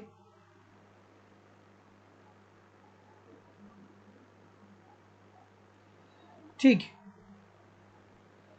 क्या उत्तर आ रहा है? ये तो बच्चों वाला प्रश्न है, छोटा सा बच्चा बता देगा। नाबार्ड सहकारी संस्थाओं को इस संगठन के माध्यम से पुनर्वित्त प्रोवाइड करता है। तो आपको पता ही होगा दोस्तों कि नाबार्ड राज्य सहकारी बैंक, भूमि विकास बैंक, राज्य सहकारी बैंक, भूमि विकास बैंक, भूमि विकास बैंक, ठीक है, भूमि विकास बैंक। उसके बाद आपको वाणिज्यिक बैंक और क्षेत्रीय बैंक, वाणिज्यिक बैंक और क्षेत्रीय बैंक के माध्यम से क्या करता है, ऋण प्रोवाइड करता है, ठीक है, क्षेत्रीय बैंक। तो ऑप्शन नंबर क्या आ जाएगा, A, this is the right answer हो जाएगा। अब ऐसे प्रश्नों के लिए आपको कॉन्सेप्ट तो पढ़ना पड़ेगा। अब देखिए ये कितना इकोनॉमिक्स का एक खूबसूरत सा ये प्रश्न है, इकोनॉमिक्स का यह एक खूबसूरत सा प्रश्न है, थोड़ा आराम से करिएगा। बहुत सारे लोग इस प्रश्न को गलत कर रहे हैं कि लियोनतिफ विरोधाभास का संबंध किससे है। तो देखिए सबसे पहले आपको क्या करना होगा कि हेक्सचर-ओहलिन के सिद्धांत को पढ़ना होगा। और जब हेक्सचर-ओहलिन के सिद्धांत को आप पढ़ेंगे तो हेक्सचर-ओहलिन का सिद्धांत ये बताता है कि दो देश आपस में साधन विन्यास में भिन्नता के कारण व्यापार करते हैं, ठीक है। जैसे दो देश हैं, तो मैं जैसे मान लीजिए कि एक भारत हो गया और दूसरा क्या हो गया, दूसरा अमेरिका हो गया, ठीक है, अमेरिका हो गया। और दोनों देशों के पास भारत के पास भी और अमेरिका के पास भी, भारत के पास भी और अमेरिका के पास भी उत्पादन के दो संसाधन है, ठीक है, उत्पादन के दो साधन है। एक है श्रम और दूसरी है पूंजी, एक श्रम है और दूसरी है पूंजी। और अमेरिका के पास भी श्रम है और अमेरिका के पास भी पूंजी है।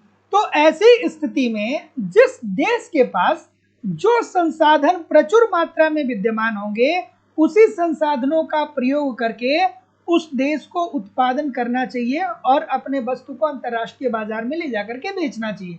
जैसे अगर जो भारत की बात करें तो भारत के पास टेक्नोलॉजी उतनी अच्छी नहीं है, भारत के पास पूंजी उतनी अच्छी नहीं है, भारत के पास श्रम बहुत अच्छा है। तो भारत को श्रम प्रधान वस्तुओं का उत्पादन करना चाहिए और श्रम प्रधान वस्तुओं का उत्पादन करके निर्यात करना चाहिए। निर्यात का मतलब कि ऐसी वस्तुएं जो आपके देश में बिक रही है और दूसरे देश में आपके देश में बन रही है और दूसरे देश में जाकर के बिक रही है। तो अगर जो भारत में पूंजी कम पाई जाती है, श्रम ज्यादा पाया जाता है, तो भारत को श्रम प्रधान वस्तुओं का उत्पादन करके इसका निर्यात करना चाहिए और पूंजी प्रधान वस्तुओं का आयात करना चाहिए। पूंजी प्रधान वस्तुओं का भारत को आयात करना चाहिए और श्रम प्रधान वस्तुओं का निर्यात करना चाहिए। उसी तरीके से अगर जो अमेरिका की बात करें तो अमेरिका को क्या करना चाहिए, तो अमेरिका के पास श्रम कम है, पूंजी ज्यादा है, तो अमेरिका को पूंजी प्रधान वस्तुओं का उत्पादन करके पूंजी प्रधान वस्तुओं का निर्यात करना चाहिए और श्रम प्रधान वस्तुओं का आयात करना चाहिए। अर्थात भारत जो होगा वो अमेरिका को श्रम प्रधान वस्तुओं का निर्यात करेगा और अमेरिका भारत को पूंजी प्रधान वस्तु का निर्यात करेगा। ये बात कहना था हेक्सचर-ओहलिन सिद्धांत के अंतर्गत। लेकिन लेकिन लेकिन लेकिन जब लियोनतीफ साहब आते हैं तो जब इसका परीक्षण करते हैं तो ये देखते हैं कि अमेरिका पूंजी प्रधान देश है, बट इसके बावजूद भी अमेरिका क्या कर रहा है कि श्रम प्रधान वस्तुओं का निर्यात कर रहा है और पूंजी प्रधान वस्तुओं का आयात कर रहा है। ठीक है, पूंजी प्रधान वस्तुओं का आयात कर रहा है, पूंजी प्रधान वस्तु का वो क्या कर रहा है, आयात कर रहा है। तो जितने लोग भी ऑप्शन नंबर डी बोल रहे हैं बिल्कुल ठीक बोल रहे हैं। तो इसे ही लियोनतीफ विरोधाभास के नाम से जाना जाता है। तो आज के बाद कभी भी आप गलत नहीं करिएगा, है ना। कि विनिमय दर को ऊंचा टाकने का क्या अर्थ होता है। सभी लोग वीडियो को लाइक और शेयर तो कर दिया करिए। सुनीता गुप्ता जी, अंकिता जी, नौशाद अली जी, भगवंती जी, ज्योत्सना जी, पारस दास जी, प्रिया सिंह जी, गणपत माली जी, सुभी रघुवंशी जी, अफजल हसन जी। ठीक है, सभी लोग एक बार निवेदन है कि वीडियो को लाइक और शेयर कर दिया करिए। इतने सारे लोग क्लास देख रहे हैं फिर भी लाइक और शेयर की संख्या बहुत कम है। सभी लोग लाइक कर दीजिए एक बार। अब ये बच्चों वाली बात है कि विनिमय दर को ऊंचा टाकने का मतलब क्या है, लेकिन अगर जो नहीं पढ़ेंगे तो ये प्रश्न गलत हो जाते हैं, बहुत सारे लोग से गलत होते हैं। ठीक है, ठीक है, ठीक है। तो देखिए दोस्तों, विनिमय दर को ऊंचा टाकने का मतलब होता है मुद्रा का अधिमूल्यन, और इसका ठीक उल्टा होता है मुद्रा को ऊंचा टाकने का मतलब होता है अधिमूल्यन, और मुद्रा को नीचे टाकने का मतलब होता है टाकना। बस बता दे रहा हूं क्योंकि पूछा जा सकता है। इसका मतलब होता है अवमूल्यन। अवमूल्यन जैसे कि अवमूल्यन में क्या होता है कि देश की मुद्रा का बाह्य मूल्य कम होता है, देश की मुद्रा का बाह्य मूल्य कम होता है, और जब मुद्रा का बाह्य मूल्य कम हो जाता है तो निर्यात सस्ते हो जाते हैं। निर्यात क्या हो जाता है, निर्यात हो जाता है आपका सस्ता, और आयात आपका हो जाता है महंगा। आयात आपका क्या हो जाता है, आयात आपका हो जाता है महंगा। ठीक है, और भुगतान असंतुलन से की समस्या से निपटने के लिए हम लोग ऐसा करते हैं। अगला कि विश्व बैंक की सुलभ ऋण खिड़की क्या है। चलिए, क्या उत्तर आ रहा है भाई। विश्व बैंक की सुलभ ऋण खिड़की क्या है, किसे कहते हैं। इकोनॉमिक्स आपको बहुत आसान लगेगा, बशर्ते जिस तरीके से मैं करवा रहा हूं, जिस तरीके से मैं पढ़ा रहा हूं, जिस तरीके से मैं आपको गाइड करता हूं कि आप ऐसे ऐसे फॉलो करिए। इकोनॉमिक्स बहुत आसान है, बहुत सारे बच्चों को पता ही नहीं। 90% बच्चे इकोनॉमिक्स पढ़ने वाले ऐसे ही भी हैं जिनको पता ही नहीं है कि इकोनॉमिक्स पढ़ना कैसे है। वो बस 2-3 ठो वक्र ले लिए हैं, एक ठो तटस्थता वक्र ले लिया है, एक मांग का ले लिया है, एक उपभोक्ता व्यवहार का ले लिया है, 2-4-10 वक्र में वो एकदम परेशान है। उसके बाद वो जानता है कि पूरी इकोनॉमिक्स वही है। अगर जो आपको सफल होना है ना, तो इकोनॉमिक्स के जो 10 से 12 यूनिट आपके सिलेबस में दिए गए हैं ना, वो सारे यूनिट आपके दिमाग में होने चाहिए। अगर जो मैं बोलूं कि समुत्पाद वक्र क्या होता है, तो आपके दिमाग में आना चाहिए कि अच्छा समुत्पाद वक्र का क्या मतलब होता है। मैं अगर जो आपसे पूछूं कि त्वरक क्या होता है, त्वरक के बारे में बताइए, तो त्वरक आपको पूरा रिवाइज होना चाहिए।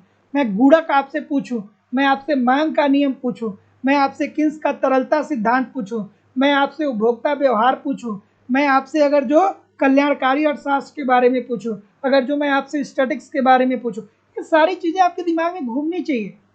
बहुत सारे लोग तो क्या करते हैं कि समझ ही नहीं पाते हैं कि कैसे पढ़ना है इकोनॉमिक्स को। चलिए, अगला प्रश्न आपके सामने ये रहा कि विश्व बैंक की सुलभ ऋण खिड़की किसे कहते हैं। इसे और क्या बोला जाता है, इसे और क्या बोला जाता है सर, इसे क्या बोला जाता है, soft loan window. Soft loan window भी इसे कहा जाता है। इसकी स्थापना कब होती है, तो 24 सितंबर 1960 में इसकी स्थापना होती है, और इसे विश्व की सुलभ ऋण खिड़की या विश्व की उदार ऋण खिड़की के नाम से भी जानते हैं। ठीक है, विश्व की उदार ऋण खिड़की के नाम से भी जानते हैं। ठीक है, और अब क्यों ये विश्व की सुलभ ऋण खिड़की बोलते हैं? तो ये जो आईडीए है ना सर, ये जो आईडीए है वो क्या है? अंतरराष्ट्रीय विकास संगठन। अर्थात आईडीए की अगर जो बात करें, अर्थात अंतरराष्ट्रीय विकास संगठन की बात करें, तो इसकी स्थापना 24 सितंबर 2060 में होती है और इसे विश्व की उदार ऋण खिड़की भी बोलते हैं। क्यों ऐसा बोला जाता है? तो ऐसा इसलिए बोला जाता है कि जो विकासशील देश होते हैं ना, तो विकासशील देशों को किस तरीके से आगे बढ़ाया जाए, किस तरीके से सुगमता प्रदान किया जाए, इसके लिए आईडीए बहुत ही कम या ना के बराबर ब्याज दर पे दीर्घकाल के लिए ऋण देती है। ठीक है, दीर्घकाल के लिए ऋण देती है, यह दीर्घकालीन ऋण देती है, इस बात को ध्यान में रखिएगा। ठीक है, ऑप्शन नंबर बी। विश्व बैंक कैसा ऋण देता है, अल्पकालीन की दीर्घकालीन? कमेंट करके बताइए। विश्व बैंक अल्पकालीन ऋण देता है कि दीर्घकालीन देता है, बताइए।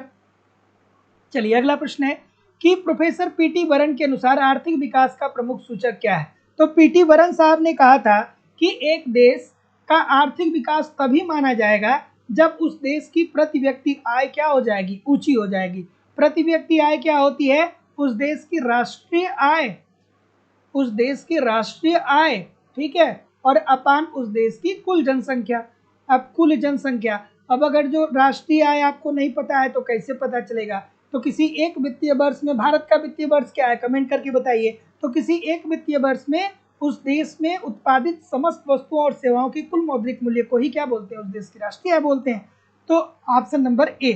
अगला कि पूंजी की कमी अल्प विकसित देशों में उत्पादकता स्तर के नीचे होने का क्या है? इजी सी बात है।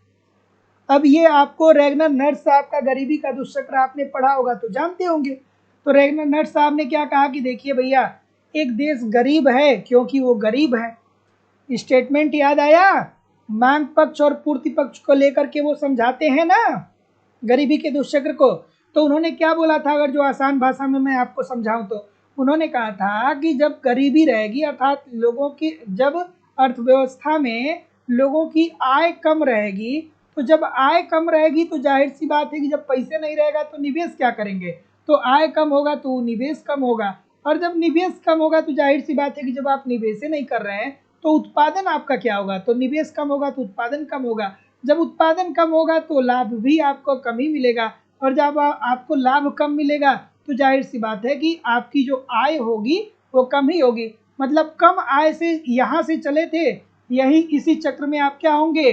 घूमते रह जाएंगे। आय पहले भी कम था, आज भी कम है। तो एक देश गरीब है क्योंकि वो गरीब है। तो गरीबी क्या है? ये कारण भी और परिणाम भी है। So option number C. अगला, भारतीय रिजर्व बैंक नोट निर्गमन की निम्नलिखित पद्धति को अपनाता है। कौन सी पद्धति को अपनाता है भाई? ठीक है,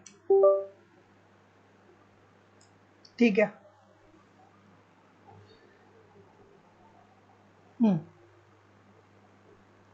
ऑप्शन नंबर, ये बच्चों वाला प्रश्न है। ठीक है, अब देखिए, अगर जो आरबीआई आ गया आपके सामने, भारतीय रिजर्व बैंक आ गया, तो भारतीय रिजर्व बैंक की सारी घटनाओं को याद आना चाहिए कि सर जी आरबीआई एक्ट कब आया था? आरबीआई एक्ट जो आया था वो 1934 में आया था। आरबीआई की स्थापना होती है इसी के परिणाम स्वरूप। आरबीआई की स्थापना कब होती है? आरबीआई की स्थापना कब होती है? कब होती है आरबीआई की स्थापना? तो आरबीआई की स्थापना जो होती है वो बस ये जो आरबीआई एक्ट आता है उसी के परिणाम स्वरूप 1935 में हो जाती है। आरबीआई का राष्ट्रीयकरण कब होता है? आरबीआई का राष्ट्रीयकरण कब होता है? तो आरबीआई का राष्ट्रीयकरण 1949 में हो जाता है। ये सारी चीजें आपको याद आनी चाहिए। तो जितने लोग भी ए बोल रहे हैं न्यूनतम कोष पद्धति, सभी लोग का उत्तर यहाँ पे बिल्कुल ठीक हो जाएगा। न्यूनतम कोष पद्धति बहुत बार बताया। अगला प्रश्न है कि सहसंबंध का अभिप्राय क्या होता है? सहसंबंध का अभिप्राय क्या होता है भाई? ठीक है, और जो लोग अभी तक नोट्स नहीं प्राप्त किए हैं, आप नोट्स जरूर प्राप्त कर लीजिए। अगर जो आप बैच किसी कारणवश नहीं, जो लोग बैच ज्वाइन कर रहे हैं उनको तो मैं बैच में नोट्स प्रोवाइड कराऊंगा, लेकिन जो लोग मेरे द्वारा लिखा हुआ इकोनॉमिक्स का हैंडराइटिंग नोट्स प्राप्त करना चाहते हैं वो प्राप्त कर सकते हैं। आपको लाइफ टाइम की वैलिडिटी के साथ नोट्स दिया जा रहा है। उसमें इकोनॉमिक्स के जितने भी यूनिट हैं, जितने भी इकोनॉमिक्स के यूनिट होते हैं, सारे यूनिट के उसमें नोट्स होंगे। हर टॉपिक उसमें अवेलेबल होगा। कोई कहीं भी इधर उधर से आपको कुछ भी कलेक्ट करने की जरूरत नहीं होगी। लाइफ टाइम की वैलिडिटी के साथ नोट्स की जो शुल्क है वो 499 रुपये मात्र है। तो अगर जो आप केवल अलग से नोट्स लेना चाहते हैं तो नोट्स भी आपका अवेलेबल हो जाएगा। आप इस नंबर पे कॉल कर सकते हैं या व्हाट्सएप मैसेज कर सकते हैं कि नोट्स कैसे प्राप्त करें। चले, क्या उत्तर आ रहा है? सहसंबंध की बात हो रही है। खूबसूरत सा प्रश्न है सर, ये सहसंबंध की बात हो रही है। सो ऑप्शन नंबर क्या बोल रहे हैं सर? ठीक है, और कोई? तो जितने लोग भी ए बोल रहे हैं सब लोग ए बोल रहे हैं। ए क्यों बोल रहे हैं? ए क्यों बोल रहे हैं? चरों के मध्य परस्पर निर्भरता का पाया जाना। सहसंबंध क्या होता है?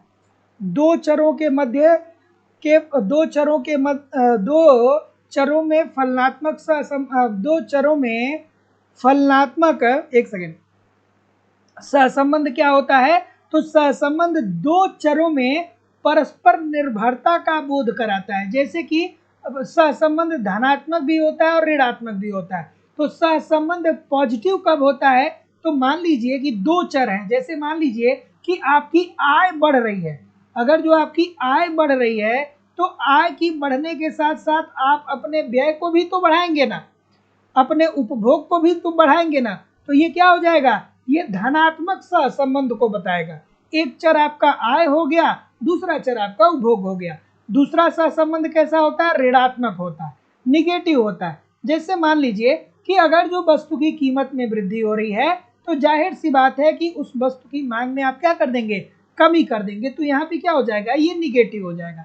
ये ऋणात्मक सहसंबंध को इंडिकेट करेगा और ये धनात्मक सहसंबंध को इंडिकेट करेगा। सो जितने लोग भी सी बोलेंगे बिल्कुल ठीक है। और सहसंबंध जो होता है ये -1 से लेकर के +1 के बीच में देखने को मिलता है। तो सहसंबंध क्या होता है? चरों में परस्पर का सहसंबंध का अभिप्राय क्या होता है? तो चरों में परस्पर निर्भरता का पाया जाना। अब दो चर यहाँ पे हैं, तो एक आय है, चर मतलब जिसका मान हमेशा बदलता रहे। एक आय है और उपभोग। तो अगर जो आय में आपकी वृद्धि हो रही है तो आप अपने उपभोग को बढ़ाएंगे। तो इसका मतलब कि दोनों एक ही डायरेक्शन में जा रहा है। तो इसका मतलब कि सहसंबंध धनात्मक है और दूसरा ऋणात्मक सहसंबंध होता है। तो अगर जो आपकी वस्तु की कीमत में वृद्धि हो रही है तो आप उसकी मांग को कम कर देते हैं। अर्थात ये क्या हो रहा है? ये ऋणात्मक सहसंबंध को बताता है और सहसंबंध का मान -1 से +1 के बीच में होता है। अगला, कि निम्नलिखित में से कौन सा यूनियन ट्रस्ट ऑफ इंडिया से संबंधित नहीं है? यह प्रश्न बहुत बार पूछा गया है। ठीक है, ठीक है। अब यूनियन ट्रस्ट तो आपको पढ़ना पड़ेगा, यूनियन ट्रस्ट तो आपको पढ़ना पड़ेगा, इसमें कोई डाउट नहीं है ना। अब नहीं पढ़ेंगे तो कैसे कर पाएंगे? ठीक है। यूटीआई कब शुरू किया गया? 1987 में।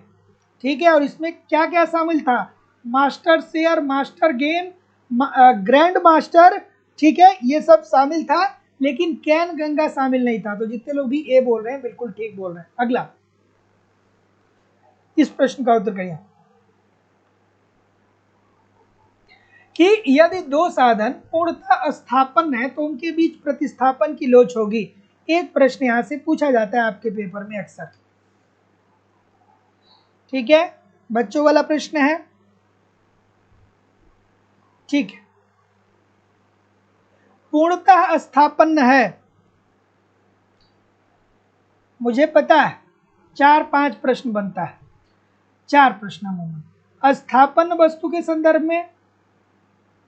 यहाँ पे पूर्ण स्थापन पूछा है, ये अलग होता है, ये अलग। उसके बाद पूरक वस्तुओं के संदर्भ में, और तीसरा किस में पूछा जाता है? बताएंगे आप भी? कुछ बताइए मुझे। तो तीसरा जो पूछा जाता है वो पूछा जाता है पूर्ण स्थापन हो गया, स्थापन हो गया, पूरक हो गया। एक और कौन सा होता है? गिफिन वस्तु। ठीक है, गिफिन बस्त या निम्न कोटि की बस्त, ठीक है। तो पूर्ण स्थापन के संदर्भ में इनफाइनाइट होता है, स्थापन के संदर्भ में कैसा होता है, पॉजिटिव होता है, पूरक के संदर्भ में निगेटिव होता है, पूरक के संदर्भ में कैसा होता है, निगेटिव होता है, सॉरी ये सामान्य, सामान्य या विलासिता, ठीक है, सामान्य या विलासिता, सामान्य या विलासिता में क्या होता है, इसमें भी पॉजिटिव ही होता है, इसमें भी पॉजिटिव ही होता है, ठीक है। सो जितने अब क्यों ऐसा होता है, अब इसके लिए मैं इसीलिए कहता हूँ कॉन्सेप्ट पढ़िए। जैसे पूरक वस्तुओं के संदर्भ में प्रतिस्थापन की लोच ऋणात्मक क्यों होती है, तो पूरक वस्तुएं क्या होती हैं, जिसे हम लोग क्या बोलते हैं, संयुक्त वस्तु भी बोलते हैं। पूरक वस्तु को क्या बोलते हैं, संयुक्त वस्तु भी बोलते हैं। जैसे पूरक वस्तुओं के संदर्भ में हम उदाहरण के तौर पे मान लेंगे कार और पेट्रोल, ठीक है, कार और पेट्रोल। तो अगर जो मान लीजिए कि कार की कीमत में वृद्धि हो रही है, कार की कीमत अगर जो बढ़ रही है, तो जाहिर सी बात है जब कार की कीमत बढ़ेगी तो आपने मांग के नियम के अंतर्गत यही तो पढ़ा है ना कि कीमत बढ़ती है तो वस्तुओं की मांग में कमी आती है। तो कार की कीमत बढ़ेगी तो कार की मांग में क्या आ जाएगी, कमी आ जाएगी। और जब कार की मांग में कमी आ जाएगी, लोग कार खरीदेंगे ही नहीं, तो पेट्रोल क्यों लोग खरीदेंगे, नहीं खरीदेंगे, तो पेट्रोल की भी मांग में कमी आ जाएगी। अर्थात ये क्या होता है, ऋणात्मक होता है। इसी तरीके से इसमें चारों पांचों कॉन्सेप्ट आपको पढ़ना होता है। अगला, ठीक है, ठीक है, अगला कि निम्नलिखित अर्थशास्त्री निम्नलिखित मान्यताओं में से किसी उपभोक्ता के संदर्भ में हमेशा सही मानते हैं।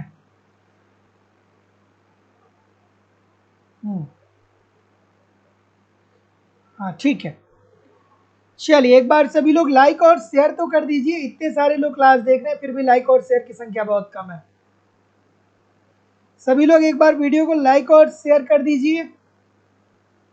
और जो लोग भी कोर्स अभी परचेज कर रहे हैं, कृपया करके अभी कॉल ना करिए, अभी कुछ देर बाद आपको बैच में ऐड करके सारा प्रोसेस बता दिया जाएगा, है ना,